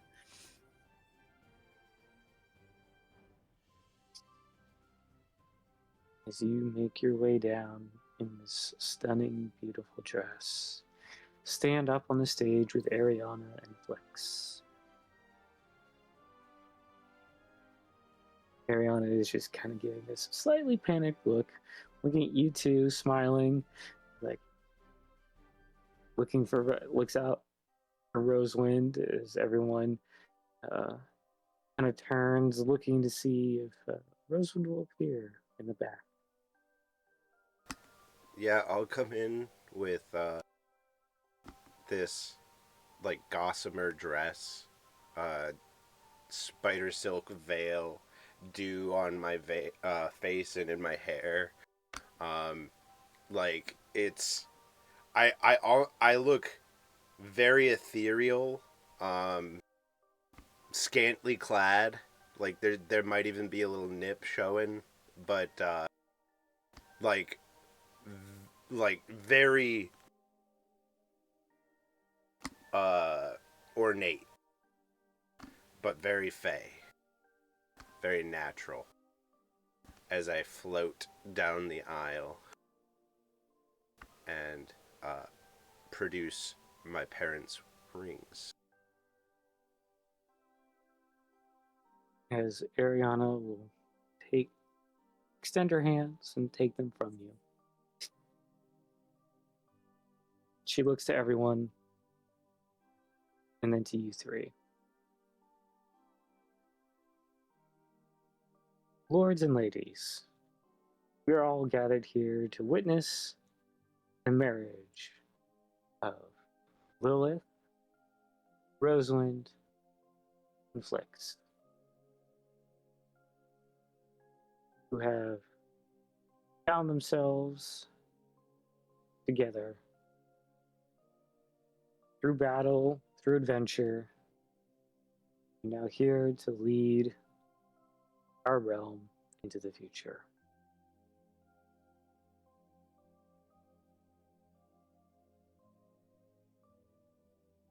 Rosalind, you have vows. I will hand Titania's ring, or I'll take Titania's ring from Ariana and look at Lilith, and I will say, may this day forth you take the Titania name and forever bear the honor and privilege that comes with it.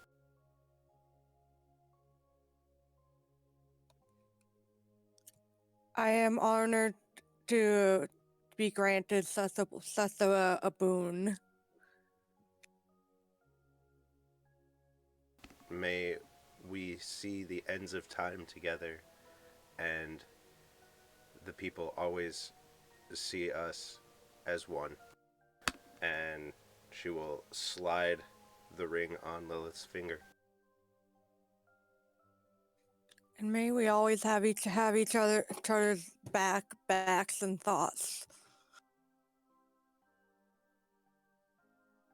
She will then take Oberon's ring, turn to Flix, and say,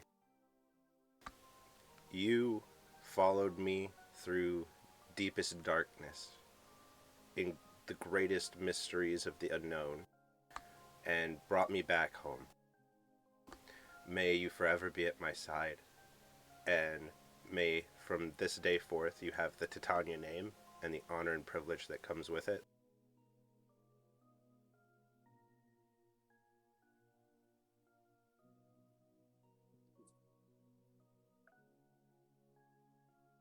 And until our dying breath, and until the further after, I shall protect you and Lilith, and I will protect this kingdom.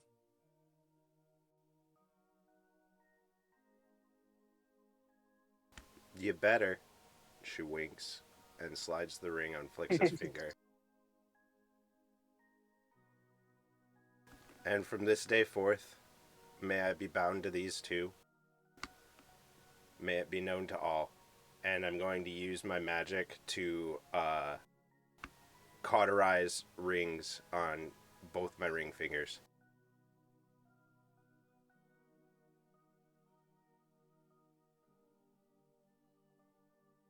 As Ariana looks at you three.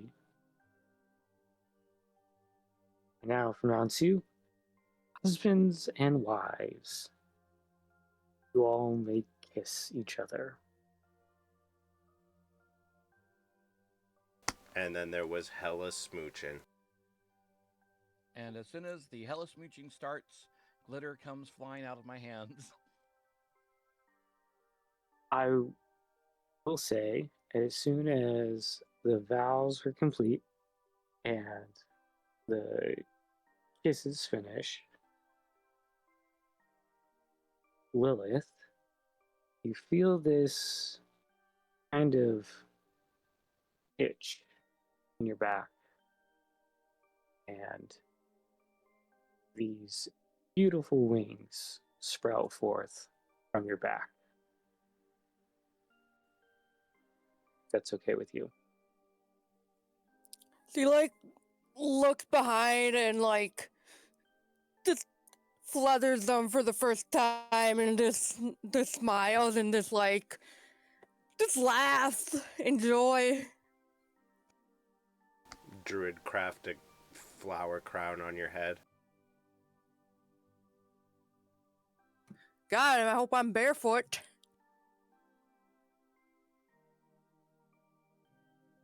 as Ariana completes the ceremony, and all this cheer and congratulations being said as you all walk back down the aisle towards kind of the reception area that is depicted on the map. So this is just for visualization purposes. Rosewind, do you want to describe anything about what it looks like? I'm sure that like there's a ridiculous spread of food given everything you've said up until this point. But there's just like flowers and like whimsical Fae shit everywhere. The sky has turned rainbow just because of the elation and the emotional like effect on the world around us. Like the trees petals are gem and rainbow like in some of the trees, and they're like giving off light, and everything just feels magical, almost like the air is intoxicating.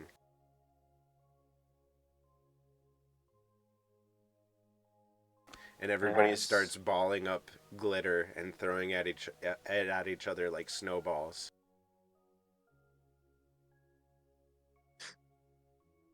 And funny enough, the High Lords that are visiting seem generally they're very happy. They're very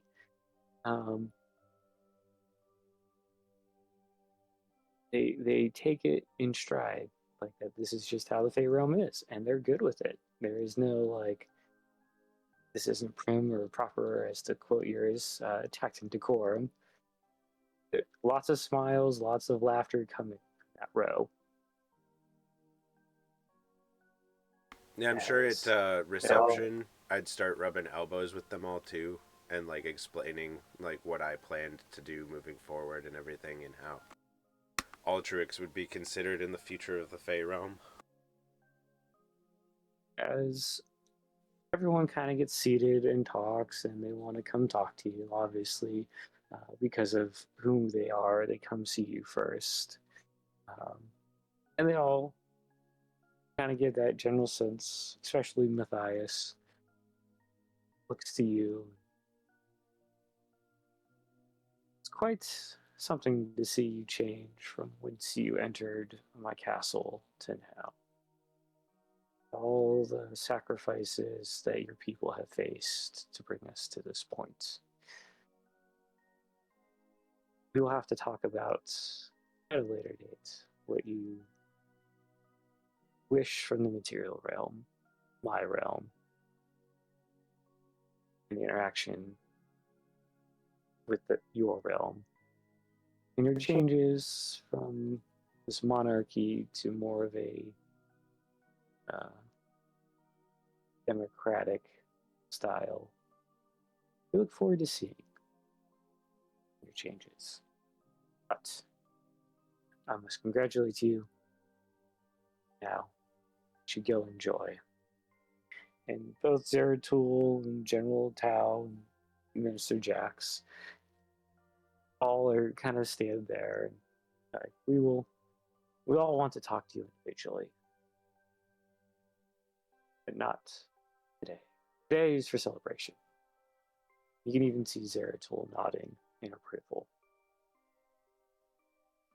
Very slight smile. I hope that we all come to see each other as neighbors, because it's what it's felt like to me since coming to know you all.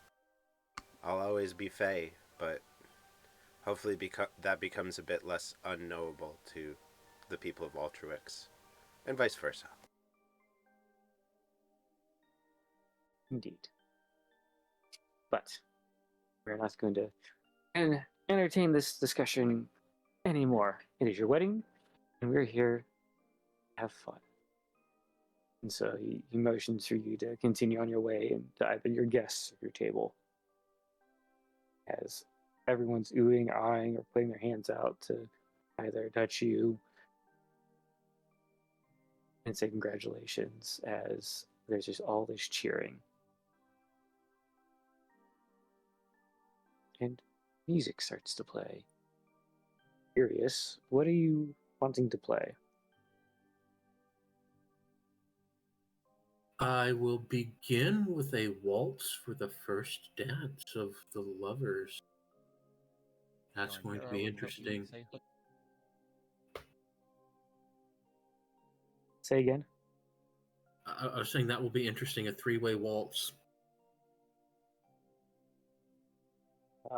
As it's announced for the first dance, after everyone kind of rotates towards the reception area from the ceremony, you begin to play. You three go to the dance area. This padded down grassy area right in front of your table.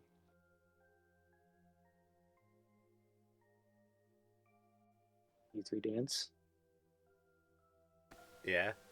Do you want me to make up a performance? If you wish, if the three of you wish, have at it. Urias's music is on point tonight. Rosalind, you're doing all right. Let's see how the others. The waltz, it's, I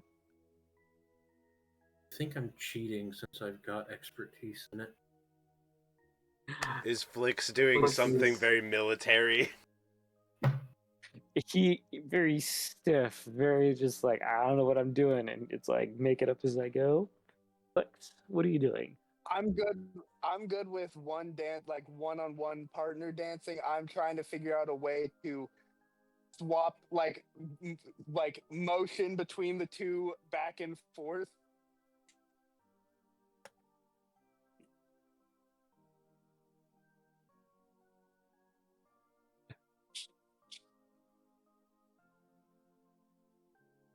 What'd you roll, Lilith? We trust you. 100. I imagine not great. It was A actually a dirty 7. A 7. Oh, fantastic. My So partners have as- 2 left feet. As the music is on point, Rosewind, I mean, you grew up in a castle. You've had dance lessons before, and in ceremonies like this. And I'm sure that I've gotten around and danced with multiple partners on one dance floor before. So I'm probably the one like, yeah, like throwing it between them both while they're like, and maybe like just like not Like- knowing how to dance with each other. Just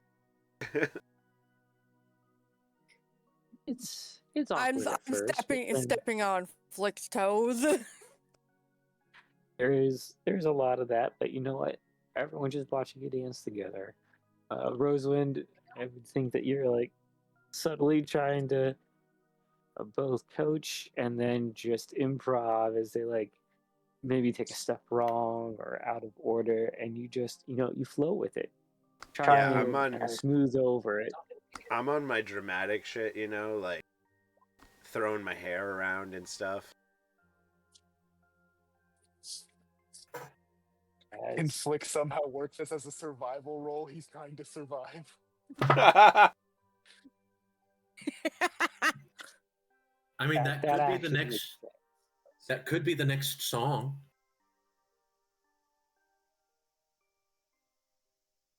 As we got back from other space, with that their look upon our face.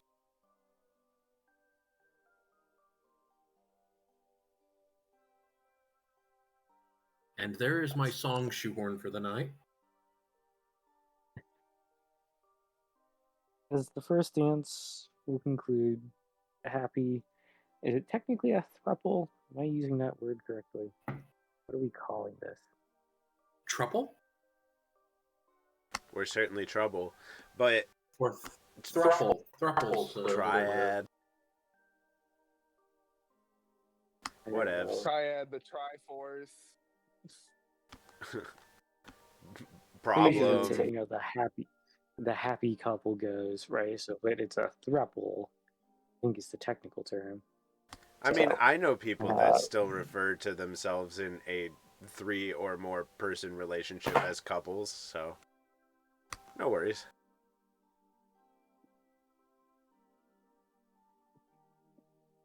we have Whisper just sent me a message. They lost power, and they're not going to be able to continue for the night, so they are out. So Whisper will just be Aw, that off. sucks. It does. I was actually going to have a little bit of RP with him with Matthias, but that will be at another time. As you see Matthias and Whisper kind of go talk off in the Yeah, you could always distance. do it in text later or like retcon it in next session. Oh yeah. As Zeratul will come up to Rosewind. Just very laissez-faire, nothing serious, but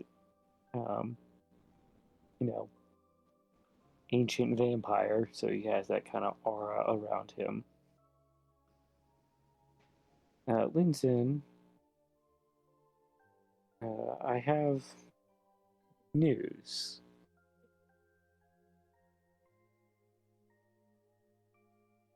A old party member of yours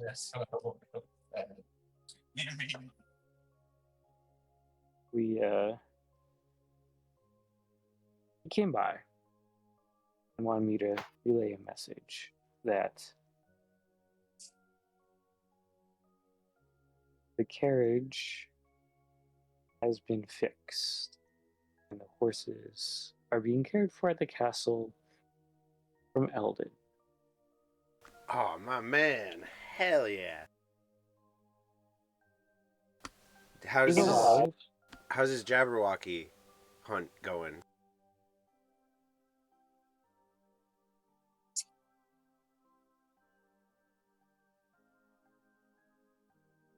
I did not ask him and he did not volunteer. Simply asked that I respect his autonomy. I understand. That's great. Thank you. I did worry about them. We sort of rushed into stuff. But thank you for taking care of them and passing along the message. And hopefully his hunt's going well. There'll be another wedding soon, maybe. They will they'll be at the castle, ready and waiting for you. We will take care of the horses. And with that, he'll like nod, kind of excuse himself to go find Liza. You'll see, probably for the first time, I don't think I've actually done this in game, where him and Liza will dance. In the shadows. Well, yeah, in the shadows. Visible, they're not hiding, but not in the direct sunlight area of the reception area. As you know, vampire still.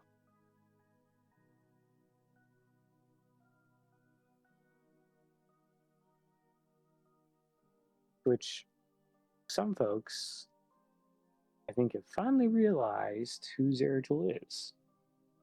And they're kind of like giving some weird looks to like you and him, and they're like, huh?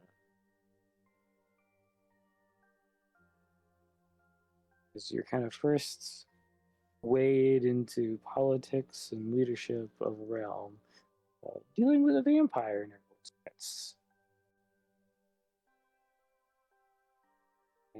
I would assume, and correct me if I'm wrong, there's still kind of a stigma, or right? Stigma about vampires in the Fae realm. That they're all bad and evil. Am I wrong? I don't know. I'm sure that they're not normal.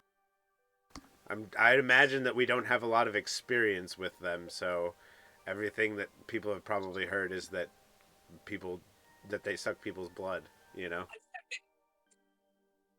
Correct. And so there's a little bit, you can sense it just a little bit. There's just a little uneasiness around anyone around him. As I think people finally some of the excitement has in a way died down just a little bit, and everyone's like looking around, seeing who's here. Like, holy crap, we have these high lords around, and one is a vampire. They're like, hang on a minute. But nonetheless, doesn't seem to put any damper onto the celebration or the reception at all. Okay, so during all this, what is everyone doing? To our happy throuple, congratulations.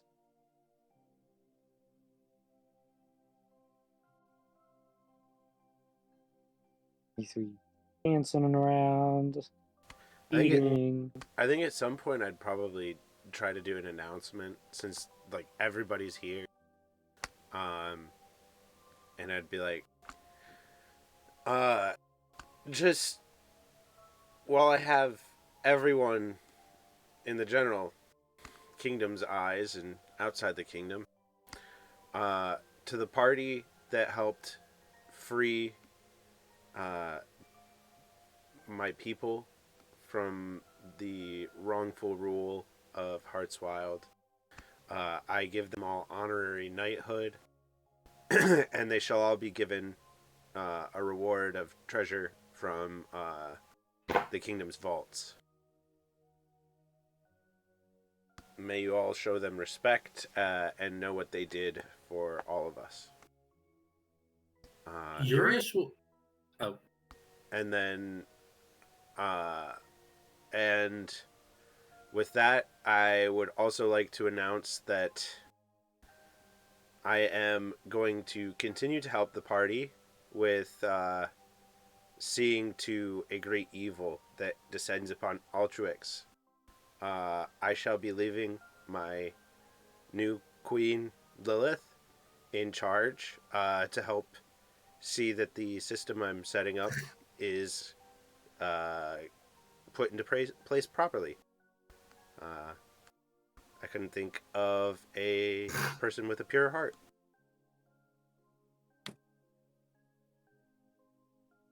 Lou's like, this just like looks over to Roswin and just like happy tears, like, thank you for trust, for blessing me with so much trust. Sorry though, Urias, what were you going to say? Urias looks at you and goes, the voice in my head wants to know if he's getting something too. And how does the whole night thing work with him? I mean, you guys kind of like share a body, so like you're still one body. I mean, so you're both getting the money, but you're both knights. I don't know. Are you gonna end up in two bodies? Is that something you can do? Maybe. I mean, there is that scroll with the clone spell on it. Well, if we figure something out, I guess you both are, and we'll figure it out. She's just scratching her head. I'm confused too.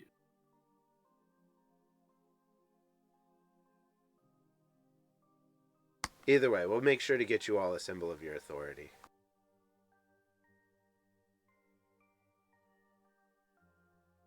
Roswin, is there anything that I can use to communicate back to you about updates on the kingdom? I'm sure you would like regular updates. I'm sure there's somebody within my court that has the ability to magically reach out to me.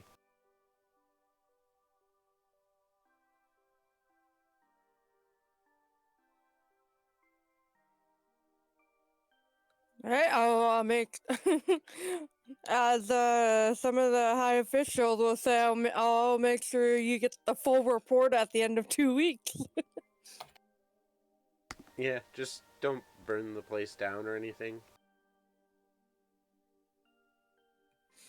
I promise you, I will not. There's too much at stake here, and I need to earn the trust that you given to me. Hey, you can only do better than the last guy. No Is doubt that- about that. Is that a challenge? Because those sound like famous last words. You think that she's gonna turn Oh, evil no. and I don't think she's going to turn evil, but there are things like rebellions, strange plagues. well, make sure to reach out if anybody tries to rebel or start anything, or if anything bad happens.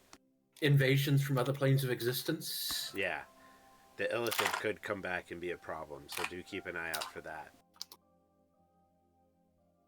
I'll make sure Flicker and I keep our eyes and ears open. Eyeball deities from between the stars.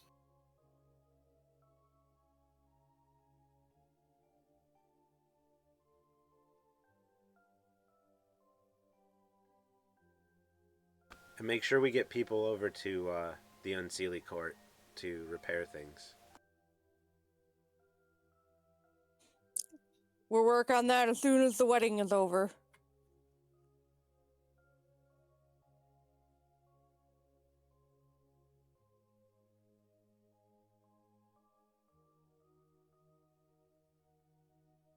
As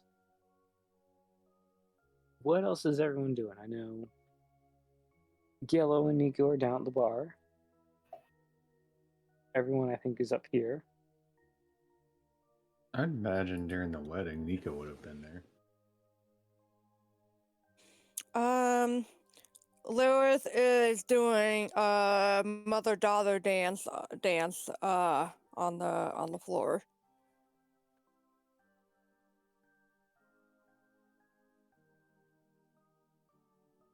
As you and your mom embrace and talk and the future and what's, her still disbelief that you are going to know.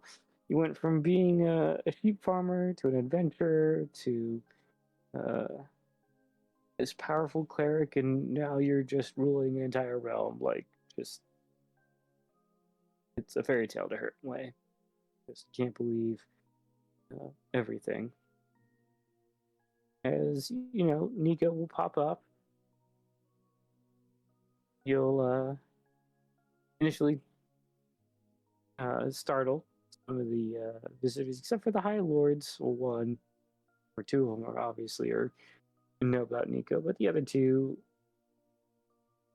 seem generally curious about Nico, and we'll talk.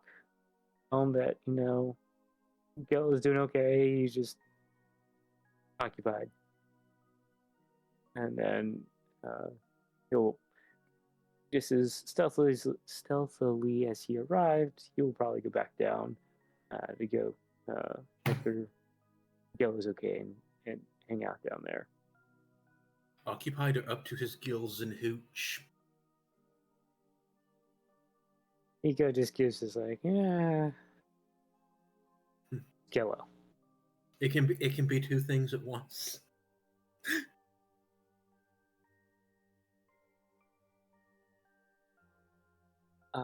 Does anyone want to do anything during the wedding? His food is abundant, dancing and music is being all throughout. Just a generally happy ceremony and time. Flix will let the representatives, the generals and stuff like that, know that as a token of appreciation for coming to the wedding and as a further show of connection between the realms, he is going to gift each of them a death's head flower that will bloom a year from now, and it will bloom every year on the anniversary of not only the wedding, but of when we started this piece.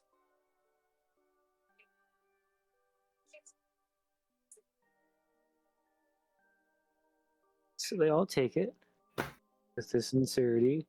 You notice that General Tao, who is about 6 foot tall, wearing his red scale mail armor, white, I'm talking like pure white hair, and full on like Fu Manchu beard. You see that he embraces and takes that whole thing, the act of giving a flower, more seriously than the others. Like he values that more than the others. The others take it as a uh, general sign of friendship and peace, but to him it means more. Just all his mannerisms, very deliberate, slow motions of accepting it, and being very careful with it. And currently, right now, it's each of them is encased just like it's in like a, I'll say like a very unseelie looking like pot. So it like looks like a twisted bone white looking pot, but the bud right now, because it's just the bud, is like a deep black bud with little slivers of red, which are the indicators of where the flower will open up when it blooms. And it is encased in a glass case because it does give off a not too pleasant smell almost all year round, but the smell gets increased when it blooms. But it does go from just smelling really disgusting to smelling almost sweet for that one day a year. That's pretty cool. As Rosewind shares my thinking. Each of the bouquets as well that I had made for Lilith and Roswind were a mixture of lilies, tulips, and roses, and in the center of it is one of those death's head buds.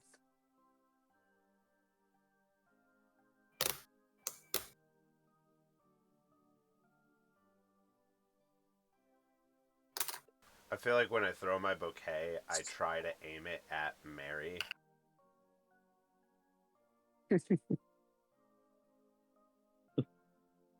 I was might have to roleplay that with some dice when they're back. Now that I hear that Rosewind is back, after General Tao receives a gift of the flower complex, he makes his way over to you, Rosewind.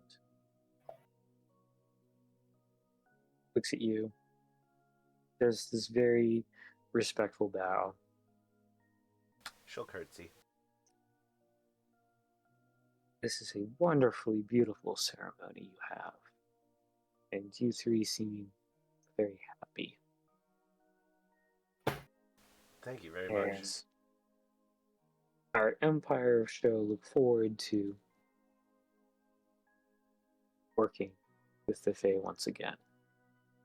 However, not to damper the mood at all. At some points, I'd like to talk to you about what happened to my son. As he was your captain, Matthias does not tell me much. Would you share with me how he died? Not today, not tomorrow, but at some point. Absolutely. He was a great man. He'll smile, nod, and bow, and say thank you, and then he'll kind of leave you back to the festivities.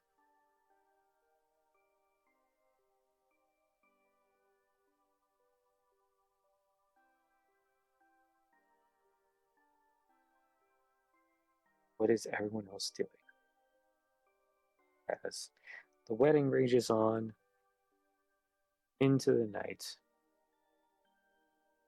guests will slowly excuse themselves. Go ahead, Lilith. After a long day, Lilith is gonna. She's gonna go find a room to sleep in for the night. To be up and ready early in the morning.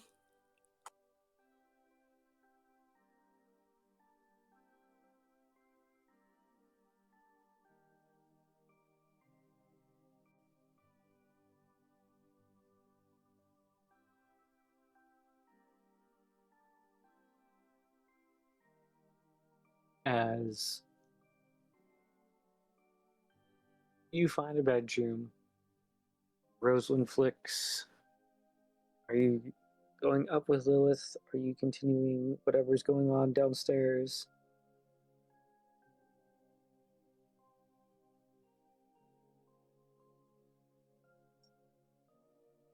I'd probably hang around until people started leaving, because I've been like raised as like royalty or whatever, so I feel like I have to like put on a show.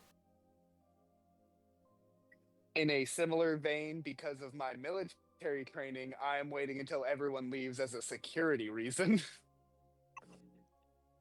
And I will actually continue providing a show. As both Matthias, Zeratul, Eliza, General Tao, and Minister Jax make their way, and they thank a happy couple for the invitations, and again, their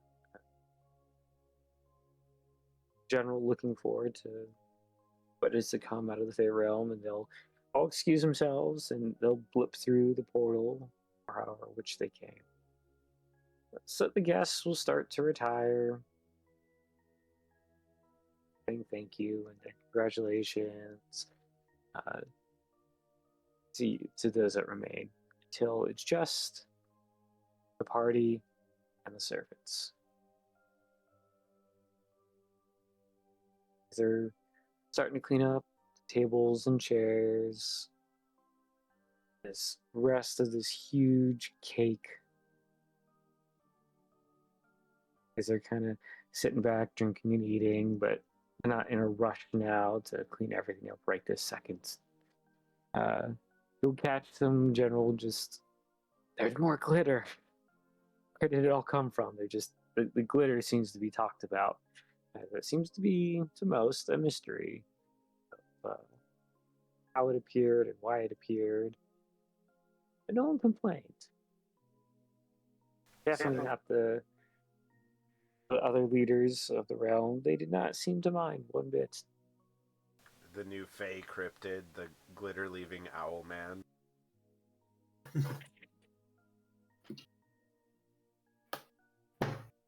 As the last guests depart, it's not just the party. And that after ceremony just was gone. And that just peaceful silence after the chaos.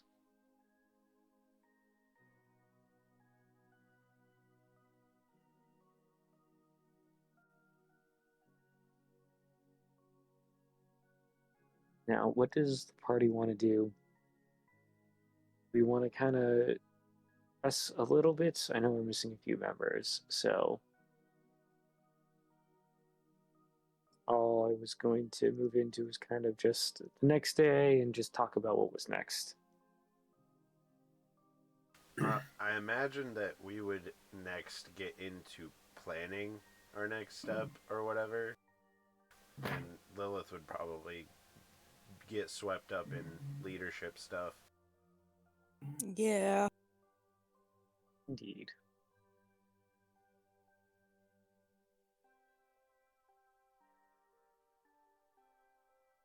So, I mean, from here we can just discuss in Discord until next session what we kind of want to do from here. I mean, that sounds good to me. That way nobody has to miss out on anything. And until we leave, Urias might look over the clone scroll and see if he can't maybe also come up with a potion that could help or something.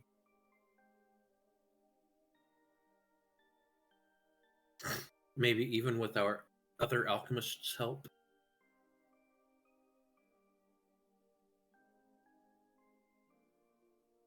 Perhaps. Yeah, just run it by me. Yeah, I did. Gello, you still with us? A different screen, so that's why I'm asking. Yeah. All right, because I know what we talked about is so part of the planning factor, right? So you all are working. Well, not you exactly, but the airship is being worked, right? Obviously, we got to find out how much time we have before whatever is going on.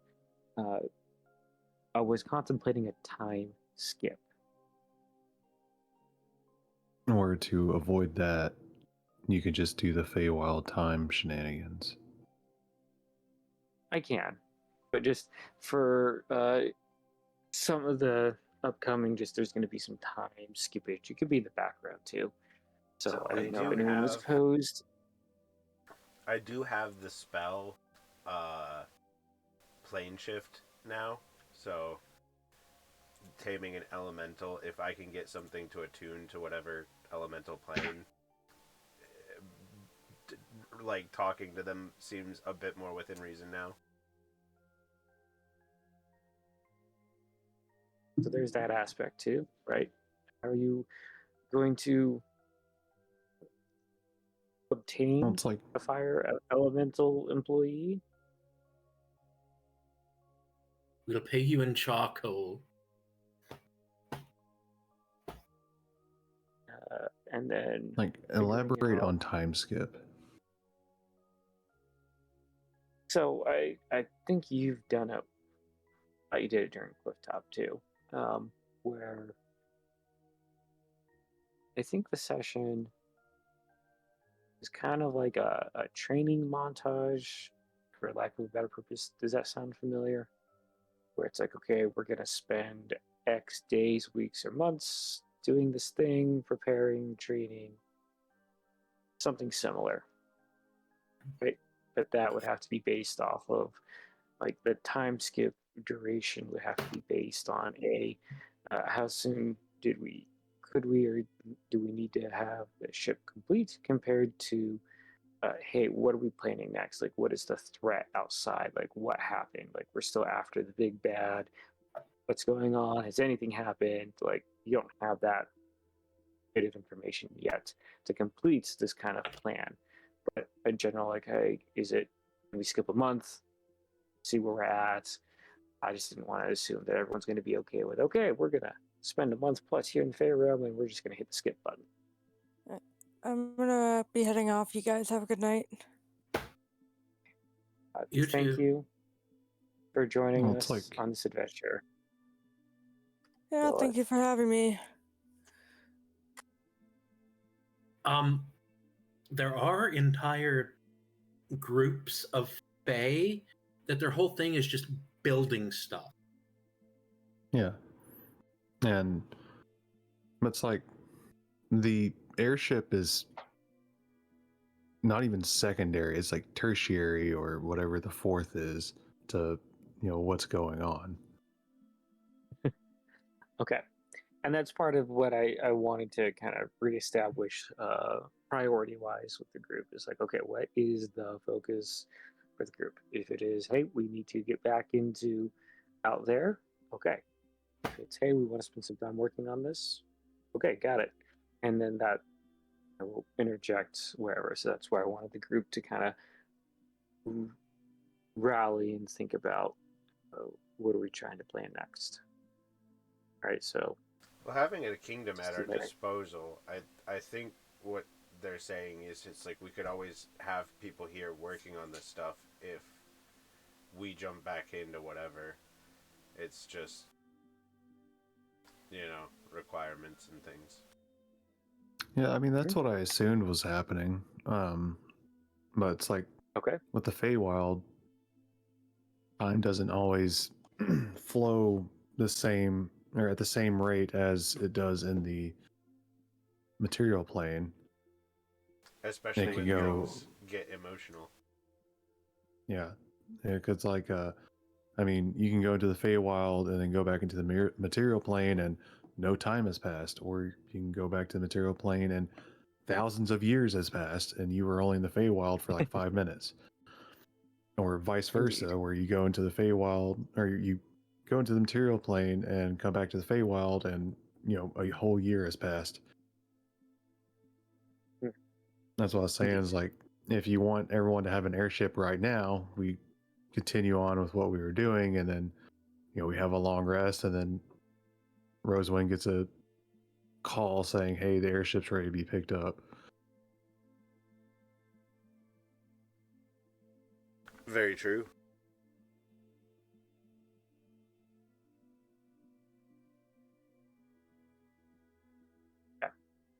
Oh.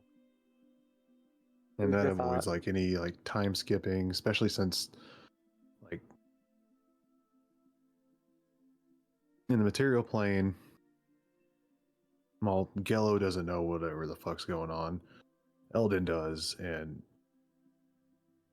like things are kind of like not necessarily like, oh, we can just sit back and just wait for stuff to happen.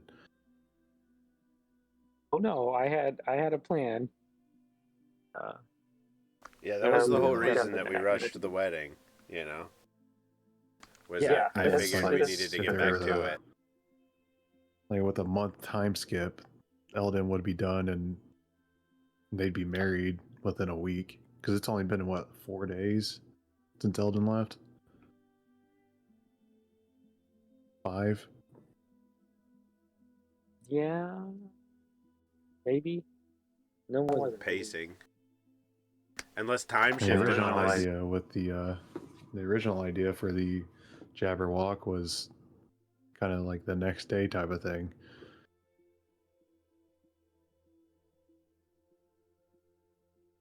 Yeah. All right. I will put some information together so that we can kind of plan this out. I do want to let you know that you all have also leveled after completing the wedding. The hardest encounter Congratulations. yet. Somebody else get married. Let's do it again. Oh, it's We found the for some glitch. reason I thought you were just you were a higher level. I'm like, yeah, no, you're supposed to be higher.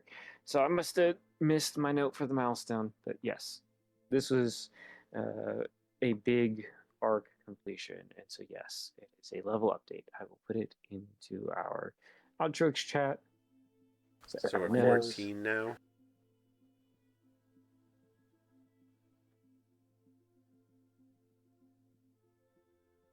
I am 14 now.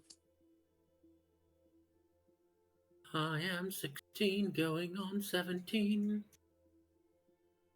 That was completely not the right tempo. How come Urius is so much higher level than us? It reminded me of a song from The Sound of Music. I know, I was making a joke, Rory. I am also All the 45 humor. going on 46. As of Friday, I will be old. I fucking feel like it, man. Some days I don't think my left knee's going to catch when I get out of bed, so that's always fun. Yeah, I'm having a similar issue with my ankle. Take a step and then suddenly I'm falling. Oh shit, I get a new feat. I didn't think about it. I get 2 spells from any spell list. Decisions. I still want to know why But you I hope cannot. Go ahead. I was saying I still want to know why you can't make Mordekainen's Magnificent Mansion permanent anymore. I mean, they've got that temple one that you just cast once a day for a year, and it's permanent. Is there a difference between the two different rule sets versions of the spell? Like the 5th edition and what, the 24 version or whatever it's called now? Oh no, this is different between the first, second, 3.5, and then 5th edition. In 1, they just got rid of the permanency spell in 5th edition. So, but they kept the ability to make the that temple that the cleric can create permanent if you cast it once a day in the same spot for a year. Yeah, same thing with teleportation circle. Yeah, it's like it would make sense that you could do the same thing with Mordekainen's Magnificent Mansion, since you used to be able to.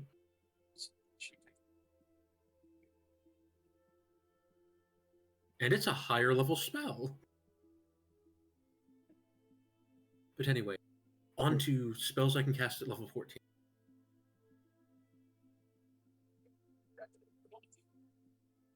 Ooh, level 14 spells. Just let me know if you have any questions about spells or leveling up or something you want to run by me. I hope everyone had fun. I know it's more RP heavy. We like the RP. I love good RP. Does Rose, do you want to let everyone know about Lilith? Yeah, Altha's been trying to hop out of the campaign for a minute now, so she's stepping away after tonight, and this was my excuse for her to get out. Understandable. So I know it was a little bit longer than intended. My apologies. But yeah, Lilith is bowing out. Which, Yeah. She just couldn't handle being in 2 campaigns. It especially gets confusing when you first start doing stuff like that. Yeah, she told me today, she was like, my big mistake was that I played 2 clerics. Yeah. Never play the same type of character at the same time. I can't imagine the Warlock multiclassing helped, because when I played her the one night, I did not know what to do for spells. She has so many fucking spells. Eldritch Blast. Always go with Eldritch. That is what I did. Whenever I play as Mary, she's hitting them with her sword. I don't want to get yelled at for you spinning any of her spell slots. Yeah, but you don't with Eldritch Blast. It's a 0 level. Mary doesn't have Eldritch Blast. But isn't she a sword? No. Oh. Paladin. She's a sorcerer paladin. Oh. Then doesn't she have the bolt? Probably. I don't know. I don't look. I don't know what spell to take. She hit good enough with sword. Sword work. Sword good. Sword trusty. She got a sword she can actually hit with now. Yeah. I took the lucky feat for Gillo. It makes a lot of sense. It's so good. I remember using it in the Bahamut thing.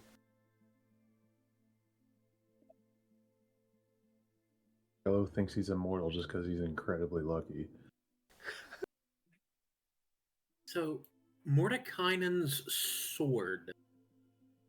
What doesn't Mordekainen do? His taxes. Go to the polls. I mean, he does have a home in hell, so he probably has to do taxes there.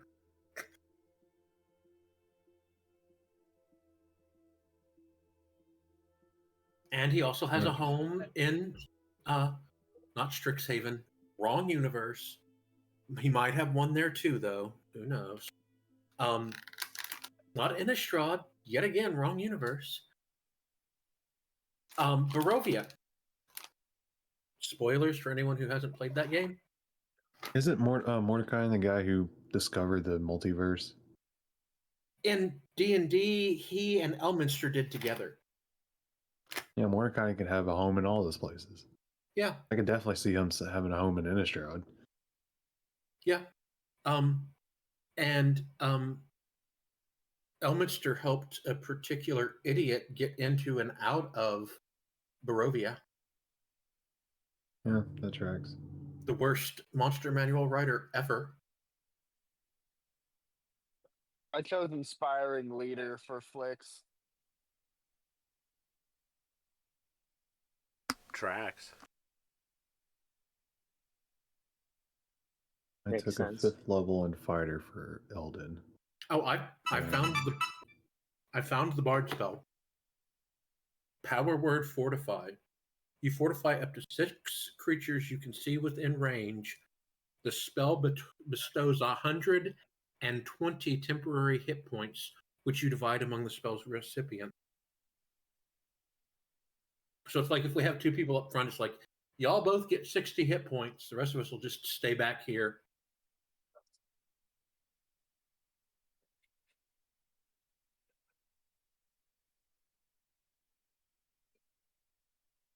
That's pretty cool. I don't think I've ever seen this spell used before. I'm curious to see.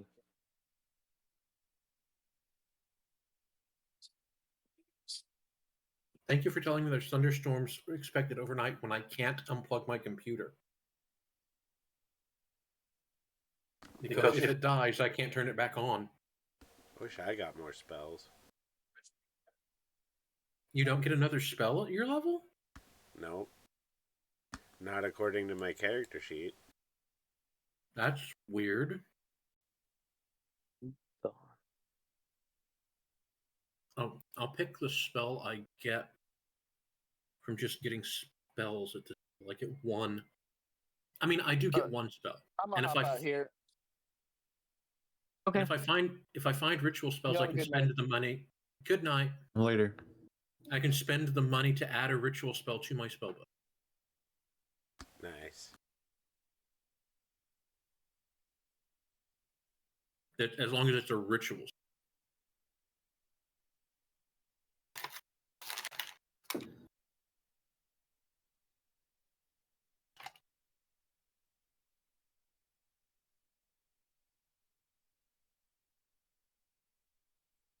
Thank you for session, Doug. I think I'm going to dip out too. Appreciate it. Thank you. Thank you all for playing, guys. Peace. Yeah. I got it. Thank you to anybody who is watching in stream or watches later on YouTube in the VOD. Appreciate y'all. Make sure to like, comment, subscribe, all that fun jazz. We appreciate you. Have a good one until I see you again.